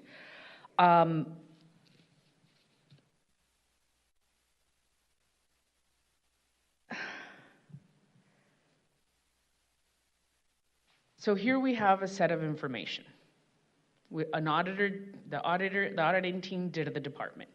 Now that we as elected officials, or my colleague and I as elected officials, now that we have this information here before us, it's our responsibility, in my opinion, or let me speak for myself, it's my responsibility to do something about it, right? And it's difficult because you guys are saving lives and it's very complex, and what I'm hearing from you guys is that we need more fire stations. Yet, we just had the 5-year outlook yesterday, and nowhere in that conversation was the priority fire stations, right? So going back to getting off my tangent and going back, the triage that was implemented in 2016 have resulted in better morale, it sounds like, for our firefighters, but we've added 1 minute and 20 seconds to the calls, and because of medical privacy issues, we cannot quantify if this has led to more deaths. So this is where, for me, it gets complicated, right? Because I'm hearing you guys, and you guys are saying more fire stations. And the city council is not talking about fire stations. And the mayor is not talking about fire stations. So I think I'm happy that the motion was made for this to come back in June, because now that we have this information, now that it's public, and it should be public, this is why I love the audit committee, I think it speaks to the amount of collaboration and communication that is needed between the city council, the fire rescue department, and also local 145. We don't live what you guys live on a day-to-day basis, and so, but this is what the numbers are showing us. Go ahead. If I may, and again, we accept the recommendations, right? Because this very reason, we can do better at showing you, and we're not here to present. We'll be presented in June, our response and our numbers. But what was measured was the delay between level 0 and level 1 and when you could dispatch a first responder. That's what the audit measured. The audit did not measure response times because the audit had data from 22 to 2025. They didn't ask for data before 2019. They estimated it. So if you go back and analyze that data, it tells a different story, that we have 20% more 911 calls and 24% more ambulances and fire trucks leaving our station. So the fact that response times are up 18% would have happened regardless of a process change. In fact, we've held that to only 4% on our echo level calls by improvements to triage. Not to say what they measured is what they measured, the difference between L1 and L0. But the actual response time is a different thing. You can't, with 100% confidence, say that dispatch order affects things. Our dispatchers have a map. They see every fire unit. If they wait 30 seconds to select a unit that gets there 2 minutes faster, the fact that they waited 30 seconds did not add 30 seconds. You cannot use simple arithmetic to relate the dispatch order to response times. You should measure the response times. And that's what I look forward to showing you in June. Got you. Do we have 20% more fire stations? I don't think so. Okay, so I think that that was the kind of aha moment for me. Yes, ma'am. Was we need more fire stations, just point blank. We need more firefighters. We need more fire stations. Obviously, we're in a $119 million deficit, but that doesn't mean that we stop planning for 5 years and for 10 years. So that was that was what came through even before walking into this office. So I appreciate you guys being here and you guys stating what you stated because it is important. I'm sorry, Chair Moreno, can I just add some context? Sorry. So what Cody is referring to is we estimated what the response time would be under a different process, which is very hard to do, as they point out, using the 23 to 25 data. But we also looked at what happened to response times from 2012 to 2018 when they were dispatching right away. Also during that time, call volumes increased. Also, I think during that time, that 6 years, they only added one fire station. And I think they went from 58% meeting the on-time goal to 78%, I believe. Team, correct me if I'm wrong on the exact numbers. So they showed an improvement during that time. Even though there were additional calls, not a lot of additional resources. So again, our point is not go back to that system, but that change was made, based on internal analysis, wasn't disseminated to decision makers such as yourself. They both processes have trade-offs, and so everyone should know what those trade-offs are when you're budgeting. For the fire department, when you're budgeting for fire stations and knowing what other opportunities there could be, including turnout times to improve response times, given that, as you pointed out, funding additional fire stations in the near future is going to be pretty challenging. Thank you. Thank you for stating that. And as I stated, as elected officials, we have this information and we are going to do what we're going to do with it, but it's good to know. And I appreciate the audit. I appreciate you guys being here. There's a motion on the floor with the second, and it sounds like we're going to see you guys back in June. And let's go ahead. Oh, Committee Member Halpern, hot on the mic. Thank you. Just, one thing in terms of coming back, I would appreciate if perhaps you could just look into a little bit more of this notion of how to get our arms around the outcomes. And did you say that you actually do get reports, aggregate data from some medical facilities, but not all? Do you get it from any? Yeah, so what happens is when the paramedics are with the patient, it now becomes a medical incident, and they do a medical report called an EPCR. And that data we get back, and we're actually working with the medical director for doing some new analysis on that for our dispatch process, because the dispatch process is based on, we haven't met the patient yet. Right? But once we've met them and evaluated them and treated them, we have this extra information, which we should be using to look back at the dispatch process and look for optimizations. And I'm deep in a project with our medical director doing that right now. And so we've seen that in that medical system, we can see, and it's a shamefully low amount, I think it was about 5% last time I checked, that I can actually see in that medical report, oh, they went to the ER. The patient was discharged 3 days later. The patient was never discharged because bad outcomes. So there is some outcome data in there. It's not enough to make, 5% is not enough to make very good judgments for, but there's more cardiac information, right? Hi, I'm Roger Fisher, I'm the Deputy Chief over the Command Center. I don't want you left with the thought that we don't have outcome data. Our Emergency Medical Services Division has a long time been participating in what's called cardiac arrest survivability data through the Utstein process. I don't know if you're familiar from a clinical perspective, but we do have reports, long time participating in determining what cardiac arrest survivability is out of our system. Very structured national data that perhaps maybe we can bring in June and provide some comparisons.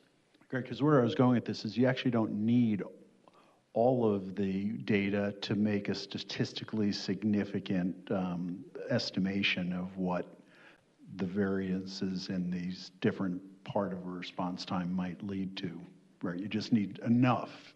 So it's great that you get some, and then I guess it's a process of whether that's sufficient or not. But thank you. Thank you, Chair. Yeah, and once again, thank you guys for being here. We really appreciate it. And we will now take the roll call. Unless you have anything else to add. You're good? Okay, wonderful.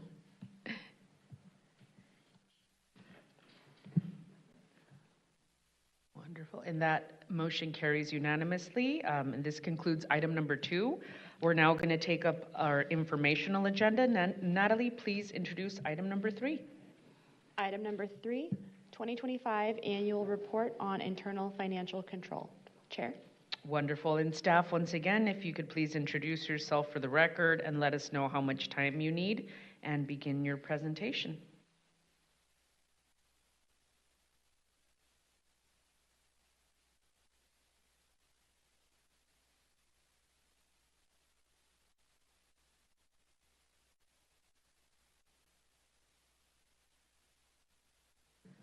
Before you begin, I just wanted to note for the record that this is an action item. It's not an informational item, so we will need a motion on the floor with the second.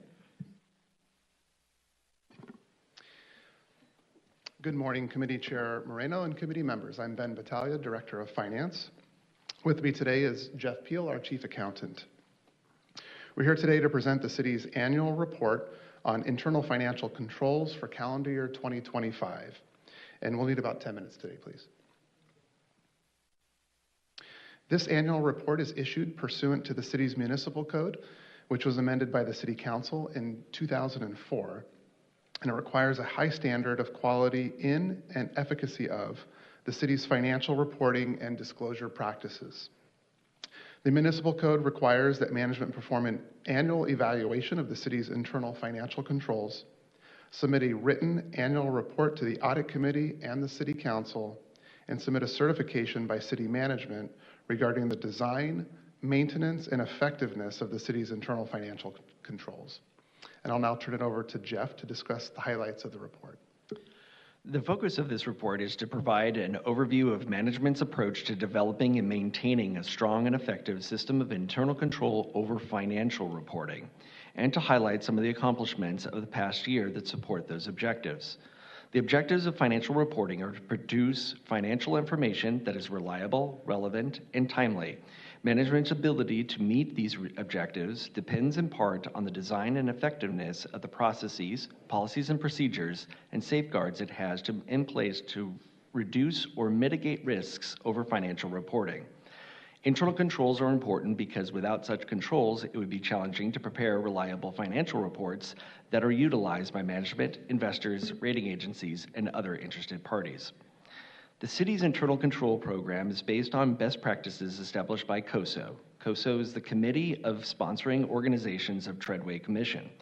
COSO has developed a conceptual framework to guide businesses and government entities in areas of risk management, internal controls, fraud deterrence. The framework includes 5 interrelated components: control environment, risk assessment, control activities, information and communication, and monitoring activities. Within each of the components, another layer of 17 principles helps guide as well.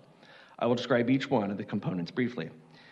Control environment is the organizational attitude towards internal controls. It starts with the tone at the top. Management creates an environment where everyone in the organization believes the internal controls are important and each person has a specific role.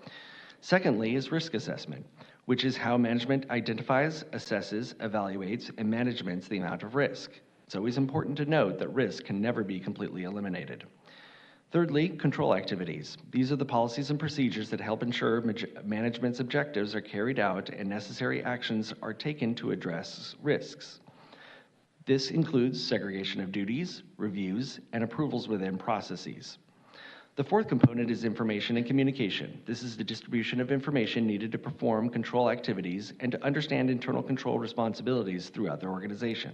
And the last component is monitoring activities, which is an evaluation of each of the 4 components to ensure that they are functioning effectively and the organizational objectives are being met. The Department of Finance used a management assessment template to help assess the effectiveness of the city's system of internal financial controls as it relates to the 5 components and 17 principles of the COSO framework. This tool helps management analyze and provide the structure of this report. The assessment can be found in Attachment 1. I want to mention a few of the highlights from the report. First, the city received a clean audit opinion for the fiscal year 2025 annual comprehensive financial report with no significant deficiencies and no material weaknesses in internal controls. Next, the city received a Certificate of Achievement of Excellence in Financial Reporting from the Government Finance Officers Association, GFOA. This is the 11th consecutive year the city has received this award.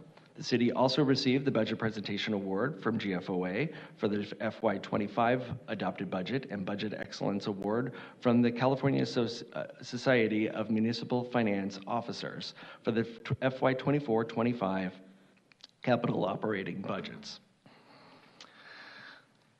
The Office of the City Treasurer serves as a control point for the citywide revenue. The city's Treasurer Office accounting program oversees the deposits and financials of contract accounts receivable, FICA, module and SAP used for general citywide invoicing not related to grants or donations.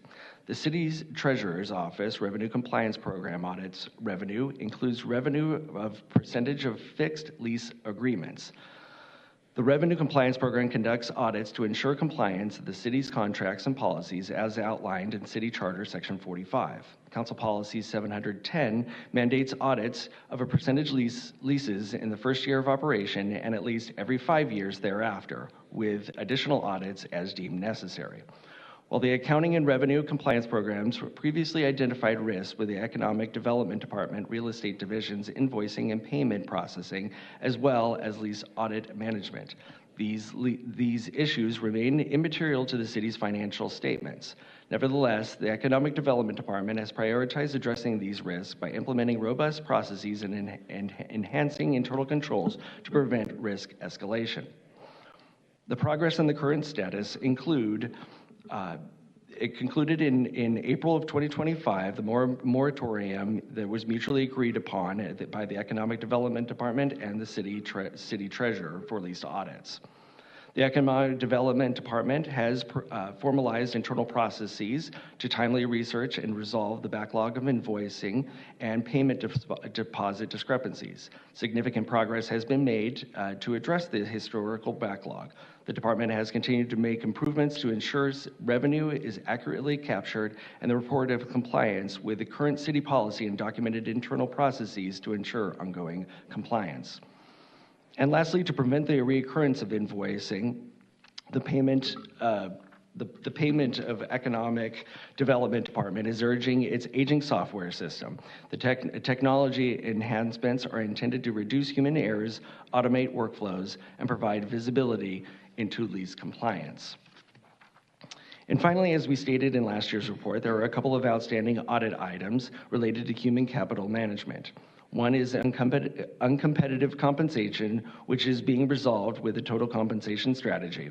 The other is improving the employee performance processes, which is also being addressed with a series of implementations focused on trends and completion rates.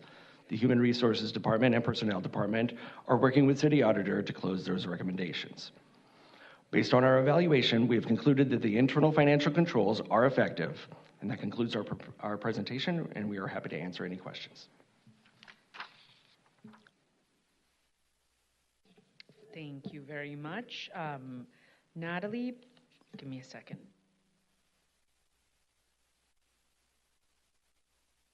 Okay. Natalie, please proceed with public comment on item number 3. Thank you, Chair. The public comment for item 3 is now open. We have not received any speaker slips here in chambers, so we'll move to the virtual queue. I've started the 5-minute timer. There are 3 hands raised in the virtual queue. Phone number ending in 8700. Please press *6 and begin.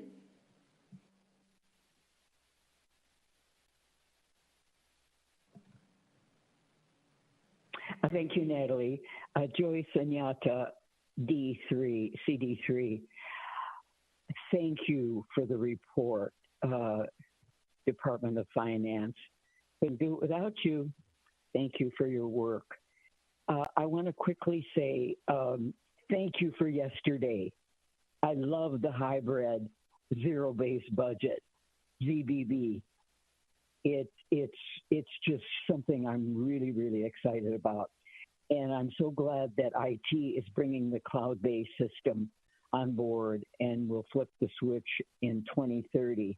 In the meantime, we'll struggle a bit, and we'll do the best we can. Now, from the beginning, we're talking 2005.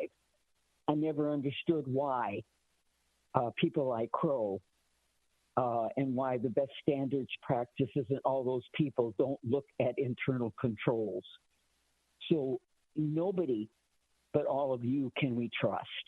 Only you know how you're doing.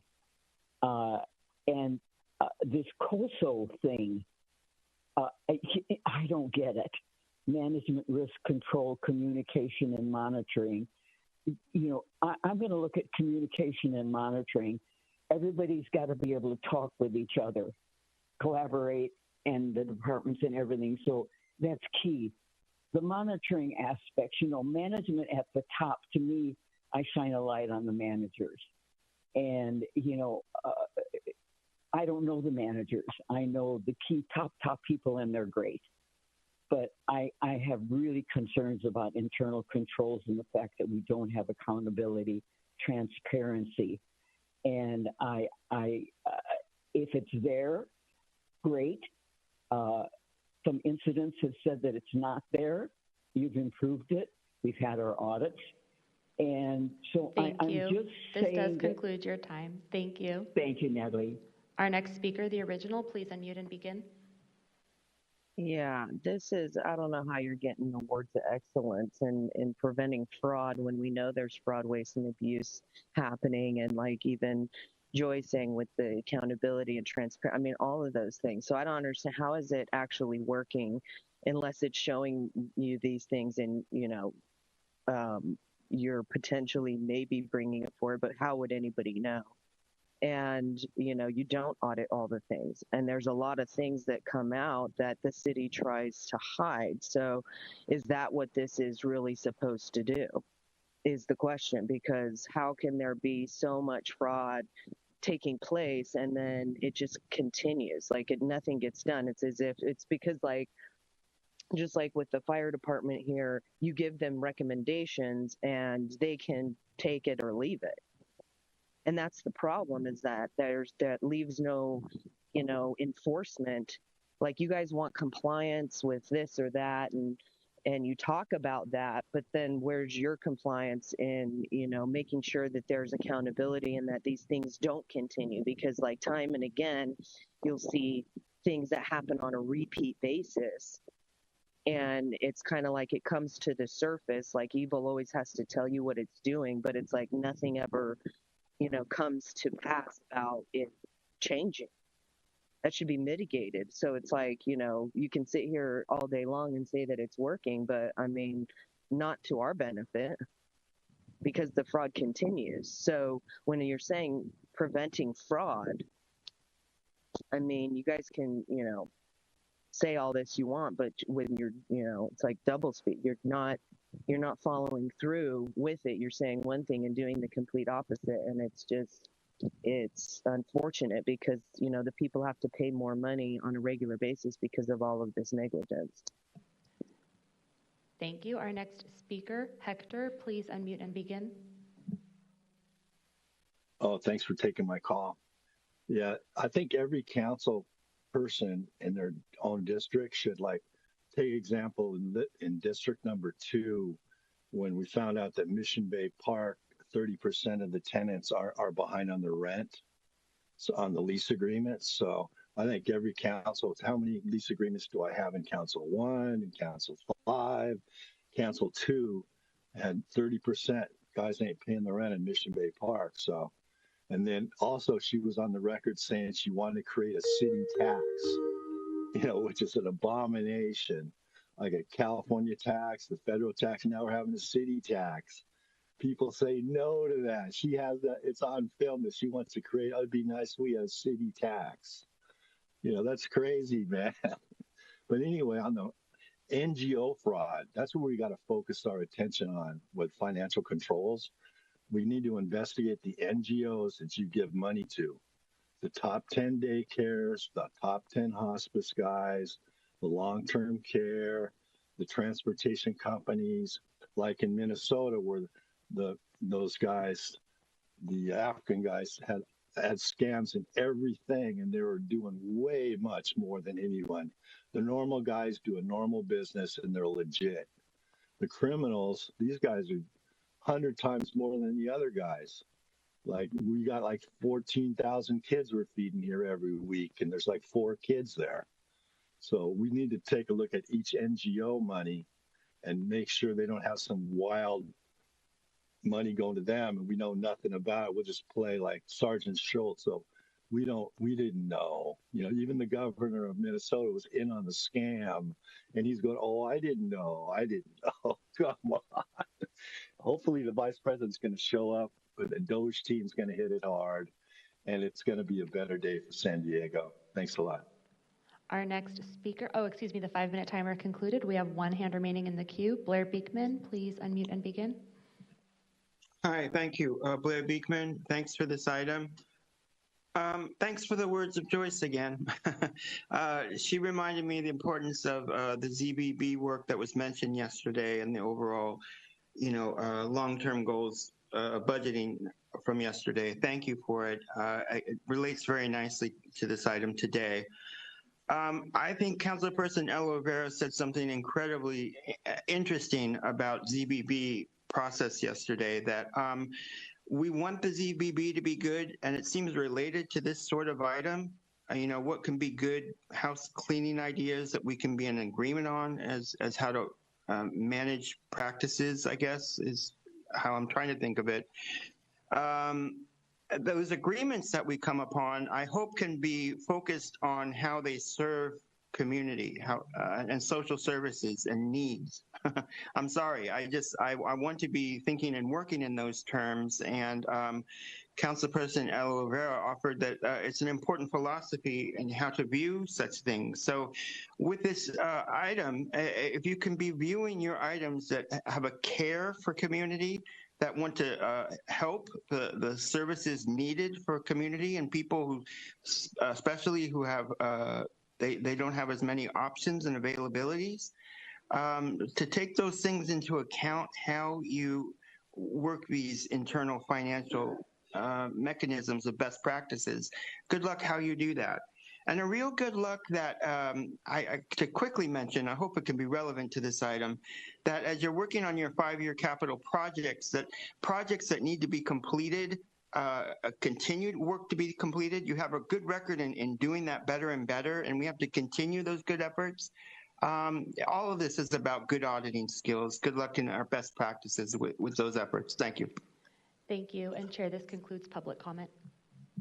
Thank you. And before we get into our committee member comments, I do want to state that we will need a motion for the Audit Committee to accept the 2025 annual report on internal financial controls and forward it to the City Council as an informational item. Wonderful. So that's that we do need a motion on the floor, just to note for the record, but I'm happy to kick us off. I don't see anybody else on the lights. Thank you for the presentation. Strong internal controls are critical in ensuring that our city is effective and transparent in our financial practices and also reporting, and continually assessing any weaknesses within the system is critical, since weaknesses can build up over time, and if they're not addressed one by one, they will almost certainly lead to material weaknesses that result in inaccurate financial reporting. I do want to recognize and thank our CFO, Mr. Rolando Charvel, that is present here, and his team. You guys constantly are working to improve the system and provide this committee with accurate information, and we appreciate that. It is encouraging to see that the report concludes the city's internal control system is functioning effectively, and that audits did not identify any material weaknesses in financial reporting controls. At the same time, the report highlighted a few areas that deserve attention that you brought up. An example of that is there's still internal control deficiencies related to workforce management, including challenges with employee performance management and compensation competitiveness. Those issues can have a real impact on the city's ability to maintain a strong workforce and deliver high quality public service. Can staff talk about how workforce capacity impacts our ability to maintain strong financial oversight and what steps are being taken to address those risks moving forward? Thank you for the question. So as you noted, the city does have strong processes and internal controls, but it is important for departmental management to also provide the proper oversight of their staff to ensure those processes are being followed. Also important is staff are all being trained on proper internal controls and their responsibilities. Finally, another very important piece of our internal controls is our segregation of duties, ensuring that we don't have the same person receiving goods and approving invoices. So those types of things, having different people doing that. Thank you. Thank you for the response. Okay, I'm going to move on. The report also notes a compliance issue related with federal grant reporting timeliness. I have been a stickler to all the mayors that I've served with about grants. I'm very happy with I think we had an audit last year on the fact that we're doing such a good job. We're still behind, but we are moving in the right direction. I think this is something that we should continue monitoring. And the compliance issue was related to federal grant reporting timeliness. The city needs to remain in good standing with the federal requirements. Can you elaborate as to basically what this entails and also what's being the steps that are being taken to strengthen compliance process for federal grant reporting? Yeah, we have a representative here from Economic Development that can speak specifically to the finding in the single audit report. The grant compliance is within economic development? Well, the finding that it's referencing was in the single audit, and it had to deal with the economic development. It had to do with one grant? Correct. Okay, yes, got you. Yes. Go ahead. I'm sorry for interrupting. Thank you for the question, Chair Moreno. Monica Hardman, Assistant Director, Economic Development Department. The audit finding that you're referring to is related to the FFATA reporting, and this requires for any subawards or subrecipients receiving more than $30,000 that they report in the system. Some of the contributions to the timeliness of this factor was that there was a transition from one federal system to another. And then we also have to receive information from our HUD LA office, the federal field office. They have to enter in the federal number and the allocation amount and then communicate to us for us to then go into the system. So not going to place blame on anyone. There were some transitions in different staffing offices. And again, the transition from the system. Once economic development became aware of this, we quickly changed our processes. So we worked to create a process and a procedure where it's in our CDBG guidelines, in our procedures, our guidebook. We have specific details on who is doing what, who is responsible from what, from our community development specialist 2 to our community development specialist 4 up to our CDC all the way up through me, so that if we are not receiving the communication from HUD, we know how to triage that and make sure that's doing well. We have since audited all of our awards from FY24, FY25. Everything is up into compliance, and we have not had any issues since. Got it. Thank you for responding. I'm not familiar with FFATA. What is the acronym? Sure. I actually wrote it down because I don't deal with it that often myself. It's the Federal Funding, Accountability, and Transparency Act. Chair Moreno, if I could just a little bit of context. So this particular item was already heard by the audit committee when we brought forward the single audit. That was back, I believe, around the summertime. This report that we're presenting today compiles any sort of finding that happened during the year just so that it's all contained in one report.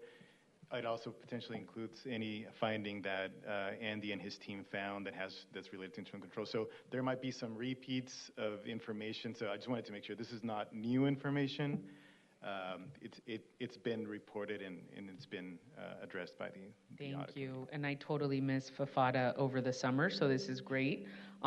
This is another example of why we do what we do, right? So thank you for answering that. I wanted to also get an update regarding the real estate division's invoicing and payment processing and lease audit management, which resulted in the understatement of revenue and/or potential loss of revenue in the city. What steps has staff taken to strengthen the internal controls when it comes to real estate divisions, invoicing and payment processing, and lease audit management? Thank you for the question, Chair Moreno. We have been working very diligently to not only deal with the audit compliance with the revenue completion as well as the system. So we are currently in the process of upgrading our leasing administration software. When real estate management came into economic development, they were currently utilizing version 6. We are now in the process of upgrading to version 11, which will give us huge enhancements and improvements in that. So that completion is scheduled for later on this summer, so by June the 30th. Concurrently, we're also in the process of engaging upon a new request for proposal, an RFP for the long-term solution. So we're working to get us caught up to the current that will give us a lot of enhancements, because right now the systems just don't do what we need it to do, and economic development does not have the staffing and the manpower to make up for those discrepancies. So the system improvements will greatly enhance, because it's something that the people itself will not be able to do. And then we're also looking at the long-term solution through the RFP for a leasing administration system that gives us what we need so that we don't have to do so many of those manual adjustments. And the main issue is between the leasing administration software currently utilizing and its inability to talk to SAP, which is a financial, record. So it's the reconciliation issue that we're noticing, whether it's, current revenue not being accurately going to the right account, et cetera. So we're very excited about that. It is a huge priority of economic development.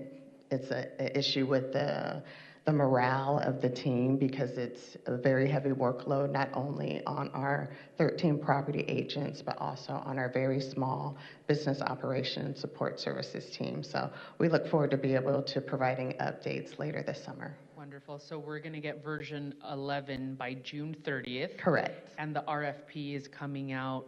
When is that coming out? Yes, so we're currently working with our purchasing and contracting team. We're anticipating that will be out no later than the summer to fall timeframe, depending on their capacity. Wonderful. Okay, thank you for those answers. Strong internal controls are essential to maintaining public trust and also ensuring that the city's resources are managed responsibly. So I look forward to continued progress in addressing these issues and continuing to strengthen our financial oversight system. And so with that, I'm happy to move staff's recommendation and turn it over to Councilmember Foster. Thank you, Chair, and as always, thank you, Rolando, to you and your team for the presentation. I think I understand the CAFR a little bit, but I just want to, as we're talking about controls, I'm on page 21 of the CAFR, and it says transaction control activities.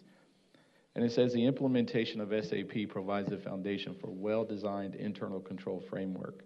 SAP allows internal controls to be embedded in the system through restricted access, segregation of duties, and authorization workflows. These controls allow for review, validation, and approval of transactions, not only mitigating the risk of fraud, but also preventing transactions, errors, or instances of noncompliance with laws and regulations. I guess my first question would be, How much have we invested in the SAP system since we purchased it? A couple $100 million? Off the top of my head, I would say probably between $100 and $200 million. Yeah.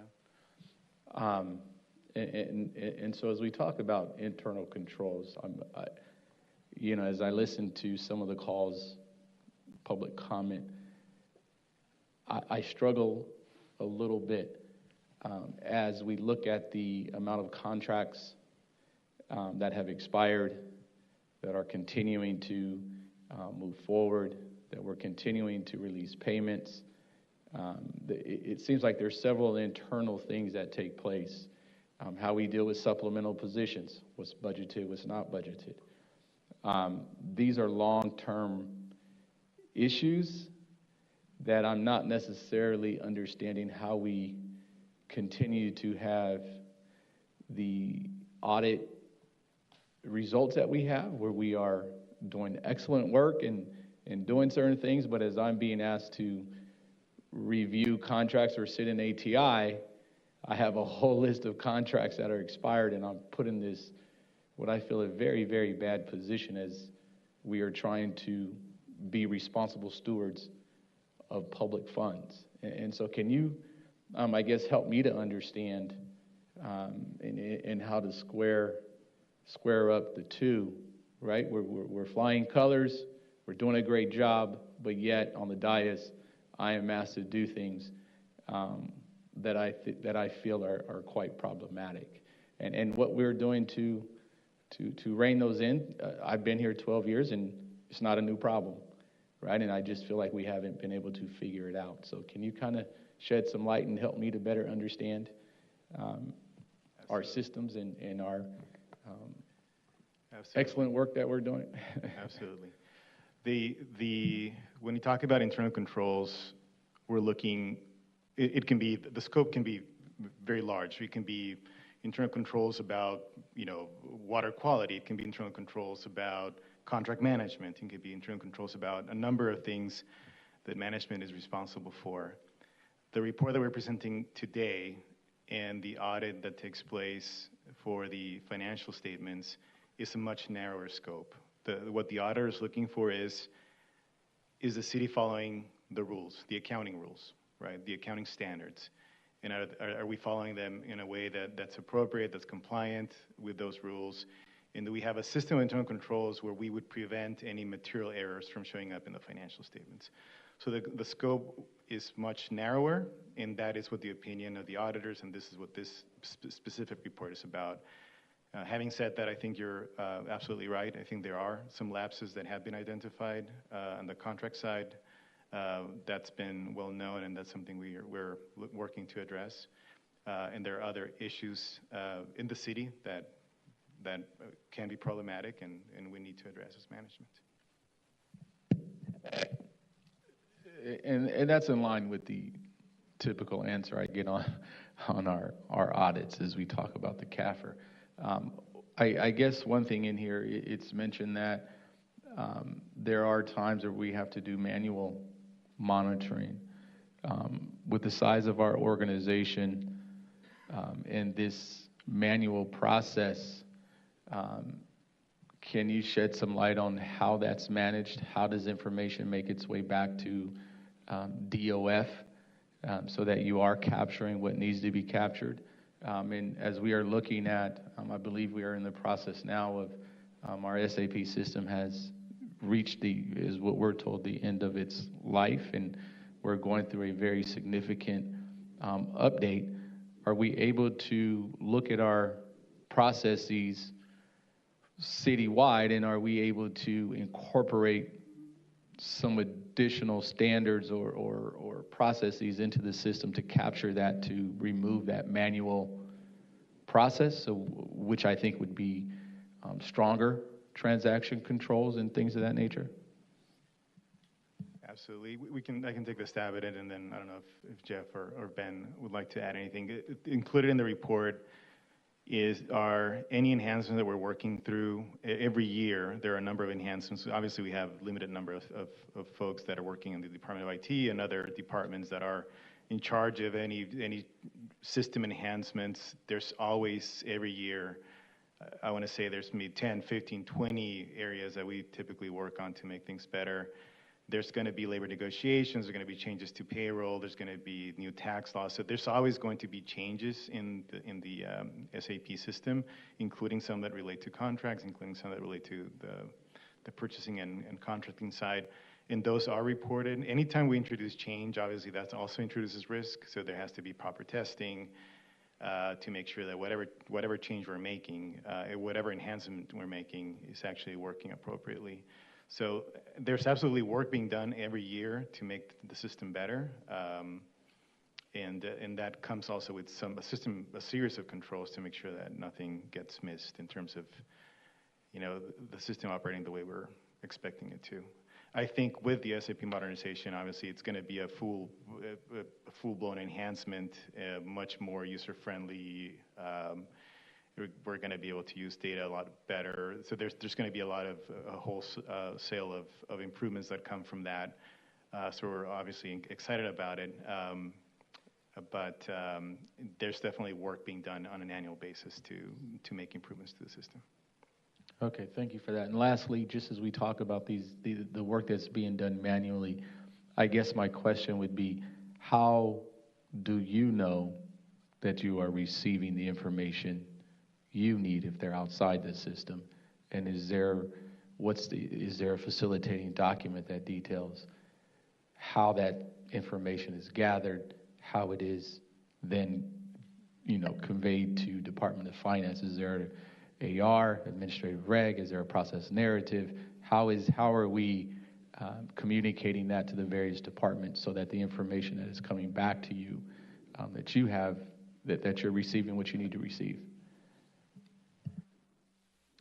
Yeah, we work with a number of departments, so we're reaching out to all the different finance branch people that we're working with. So we're gathering that information, having different meetings with them to be able to make sure that we have anything that potentially might be out there. As Rolando said, we're looking at the audits as well, anything from city auditor to any governmental agency. So if DOJ comes in and does an audit, then we're looking at that as well. And then obviously our external auditors as well, So we're looking at all that information and be able to kind of gather that information and then put it into the report. Okay, I'm not hearing that there's a standard and all the departments know what their responsibilities are. They're held to those responsibilities, and there's the appropriate disciplinary action that can be taken if things aren't being followed appropriately. I think I know where you're going, Councilor. So. Absolutely. There's the system component to the controls. Many of these processes are documented where everybody is clear and should be clear on what they're supposed to be doing. There's risk assessments that take place where, for example, what we saw with the Hertz audit, the Hertz contract, obviously that's a big red flag. That's an area that we need to look at and improve on. What are the steps we need to take? And obviously there's a human factor as well. So I think that's where management needs to come in, and there has to be accountability to make sure that the processes are being followed. So the system, it's not just technology. It's judgment from management to address risk areas. It's also accountability to the extent there are lapses for the processes. So it's really a comprehensive system, right? And that's what management is there for. Okay. I appreciate that. With that concludes my questions. Chair, again, thank you for the report as always, and I will second the motion. Thank you very much. So we have a motion with a second, and we're going to turn over to Committee Member Halpern. Thank you, Chair. My colleagues' questions prompted a curiosity of my own, because it's been a while since I think the contracts issue has been seen by this committee, so maybe it's a memory refresher. Have you guys identified the actual source of the problem? Because my understanding is the SAP system enables sort of contract expiration notifications. And so is it the case that for some reason our configuration has not kind of loaded contract expirations so that red flags are showing up from the system? Or is it that the red flags are showing up and staff has seen the red flags, but in effect overrided the red flag to process the payments? I don't know, Jeff, if you have an answer to that, or my understanding is some of the issues that we saw with that specific item was that there were a series of contracts, there was a series of contracts related to vehicle rentals, and departments were basically operating in silos in terms of using the capacity of those contracts. When all of the contracts were looked at together, then we were able to identify that some of those thresholds were reached and exceeded. So it was a system error, or a system limitation, I want to say system error, and that's an area that we're looking at to ensure that to the extent that there are contracts that are being used by different departments, we can look at it holistically and address any type of look at it and make sure that the contract's not exceeded from a citywide perspective. Committee member, I'll also add that the Purchasing and Contracting Department has established some new processes and procedures as well in reporting out to departments on a monthly basis which contracts are coming up to their limit, how much is available in that contract, so that there's a lot more awareness and visibility from the department's perspective. Committee member Halpern, I'll just add to, as a reminder, you'll hear about it next in the activities report, but we do have the HERC audit underway, so it's looking at some of those controls that Rolando and Mr. Battaglia just described. We'll also look at looking at some of the general controls. So it's specific to that contract, but I think it gets to your question a little bit. So we'll hope to come forward with some details on where they're at in that effort. Great, thanks. We'll look forward to it. Thank you.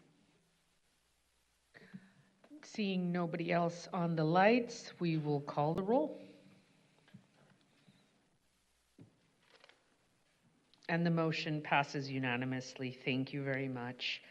Let's see so that concludes item number 3. Natalie, please introduce item number 4. Item 4, City Auditor's Monthly Activity Report. Wonderful. And staff, please introduce yourself for the record and tell us how much time you need for your presentation, and begin when you're ready. Good morning, and Chairman and committee members, Andy Henao, City Auditor. I just need about 3 minutes, please. Thanks. So we issued one report since we last met, which is the fire emergency medical dispatch audit you just heard. We have 2 audits in report writing, including audits of brush management on private property and an audit of the unsafe camping ordinance, and we plan to issue both of those audits in April. We're also working on our current recommendation follow-up report, which we'll also submit for the April meeting. We have 5 audits in the fieldwork stage, including audits of cybersecurity, police internal affairs, arts and culture funding, citywide vehicle rentals, and the streetlight repair program. This slide lists the audits that we have not started yet, and I'll note that the police armory, business tax, and Mission Bay audits are all scheduled to start in the next few weeks. As far as other activities, we are finishing up negotiations on contract terms for independent legal counsel, and we hope to bring that contract to our next meeting for your review. As far as recruitment, we have held interviews for a performance auditor position and an operations assistant position, and we expect to fill both of those positions very soon. And since our last meeting, we made several presentations to various stakeholders, including presenting the key performance indicators audit to the City Council and presenting the FY24 Mission Bay audit to the Regional Parks and Mission Bay Oversight Committees, 2 different committees. Also, as you know, audit requests from key stakeholders such as the Audit Committee, City Council, management, and the public are essential for us to identify the programs that would most benefit from an independent audit. To that end, our outreach includes an audit request memo to city leadership, a public survey that is posted in many city facilities and is also shared on our social media, and we also issued a press release. And we will be presenting our proposed work plan at the June meeting this year. So for audit committee members or anyone else watching, we want to hear from you, so please submit any requests you have by April 10th. And on that same topic, this slide shows the outreach flyer that is being posted in city facilities and on social media, along with links for members of the public to complete our survey and submit audit requests. And the survey is available in both English and Spanish. And I would also just note that those are on our social media. We don't have as many followers as some other people in the room, so if anyone wanted to share those surveys to get the word out to more people, we would appreciate that. Overall, so far in fiscal year 26, we've issued 13 reports that contain 30 recommendations to improve the efficiency, effectiveness, and equity of San Diego city government, and that concludes my presentation. Thank you. Wonderful, thank you. I'm happy to share it on my social media platforms. Natalie, please proceed with public comment for item number 4. Thank you, Chair. We have not received any speaker slips in chambers. We do have 5 hands raised in the virtual queue. I've started the 5-minute timer. The original, please unmute and begin. So it's encouraging to see something about homelessness, but it says return on homelessness investment. You know, I feel like you're taking the human aspect out of that. But I think when you're doing that, you need to look at these nonprofits that you have contracted with in your safe sleeping. So you need to be including your safe sleeping sites in that, or do one on that, or do one on Dreams for Change. And ensure that you are taking into account that they are basically kicking people out before they can even get into housing, or they will change caseworkers time and time again and basically start over the process. So when you're going to be looking at this and you're going to be getting data from NGOs or these nonprofits that you have contracted with, don't think that that's necessarily going to be a accurate reflection of what is truly taking place. Because I could go around and do a survey and talk to the people that are currently there, people who have been there, and some people who have gotten into housing. There are people, but you know what? It's not through Tent City and Dreams for Change. They have to go outside of there and get help. So it's like most of the time people are having to go around about way to get it, not going through the program that's supposed to get them there. So there is a lot of fraud, waste, and abuse taking place.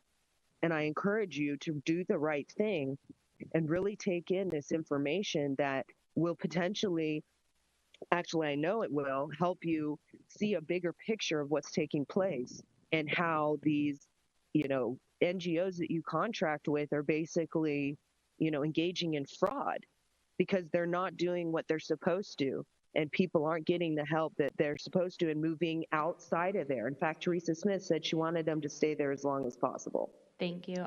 Our next speaker, Ernie Casco, please unmute and begin.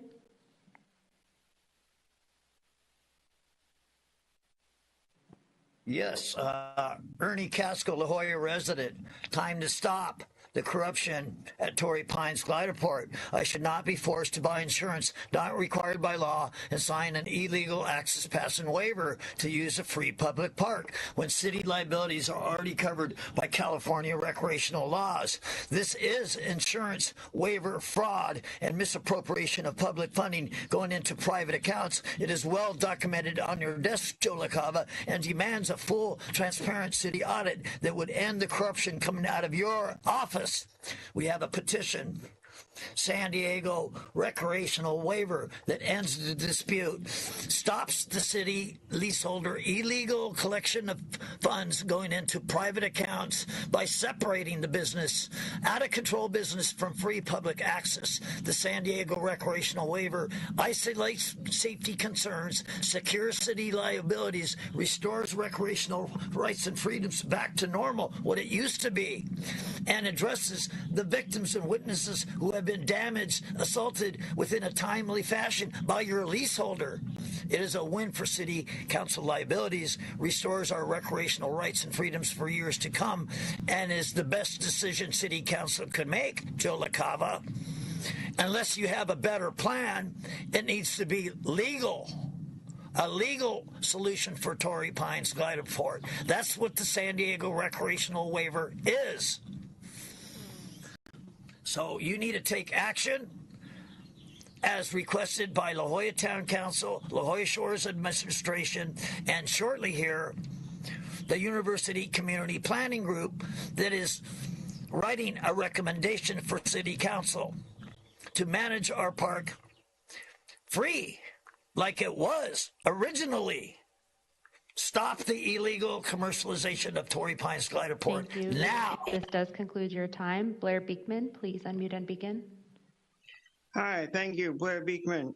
This has got a lot of interesting items that I think is really nice that you do each month. Thank you. It gives the community a chance to really look at important practices you're working on. Thank you. To try to get through my list. Thank you for working on brush management issues. You know what the DRA says about how things can be manufactured. I hope we can note that in brush management. Not everything is cleaning up the brush. We have to note that there is a man-made element to how fires are being started that we have to more regularly talk about. To also note items. Oh, Andrea Ebbing yesterday very nicely spoke of issues of auditing.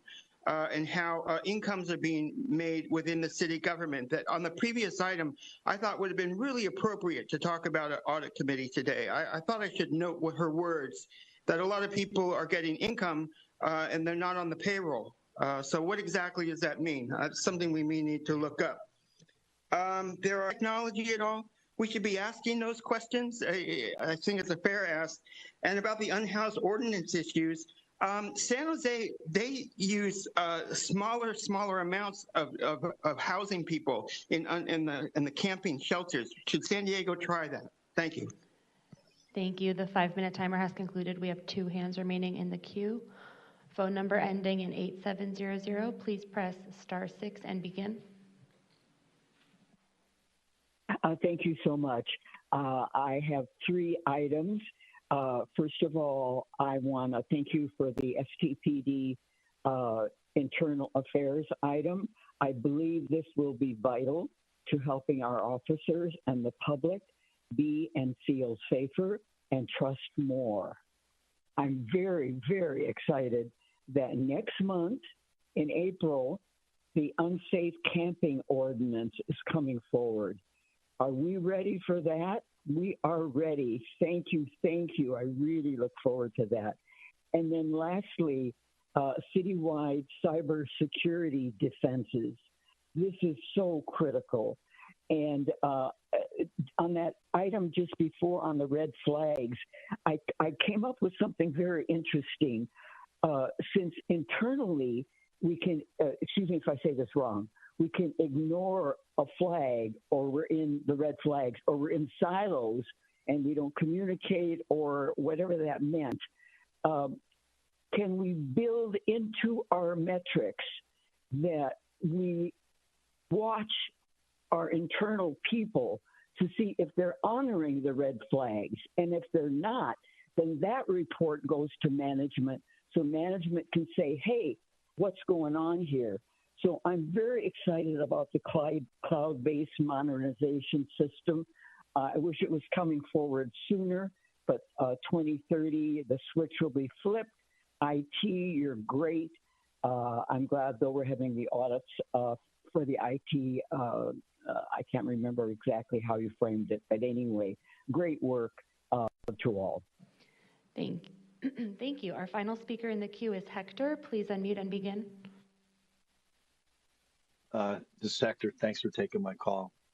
Hey, recently I had an experience, you guys are probably experiencing this too, an AI experience with my phone bill and talking to my phone carrier and stuff. And it was like a total human being. I had a really complex problem and the AI took care of it. It was unbelievable.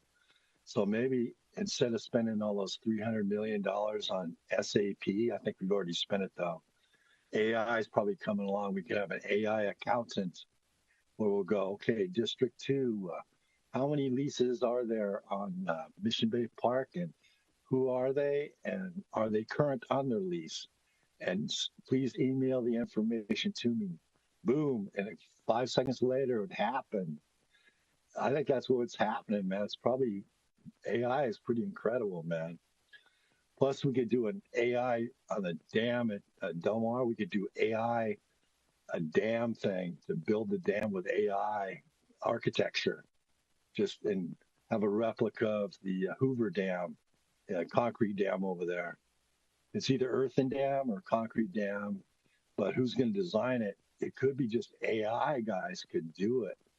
So it's even all these trying to figure out all these audits, and you could really get really personal with the public and just let the AI guy expose the information right up front. And then everyone could take a look at it and make it super easy to do instead of going through the asking questions to you guys. But I would like to ask that question to the auditor guy to publish the leases at Mission Bay Park and who's current and who's not. Thanks a lot for your time. Thanks. Thank you. And Chair, this concludes public comment. Thank you. I will turn it over to committee members for questions and comments. Hearing and seeing none, this concludes item number 4, and this brings us to the end of today's agenda. Thank you to all the members of the public and staff for your participation. I will now adjourn the meeting of the Audit Committee to our next regularly scheduled meeting, which is Wednesday, April 15th, 2026 at 9 a.m. We are officially adjourned.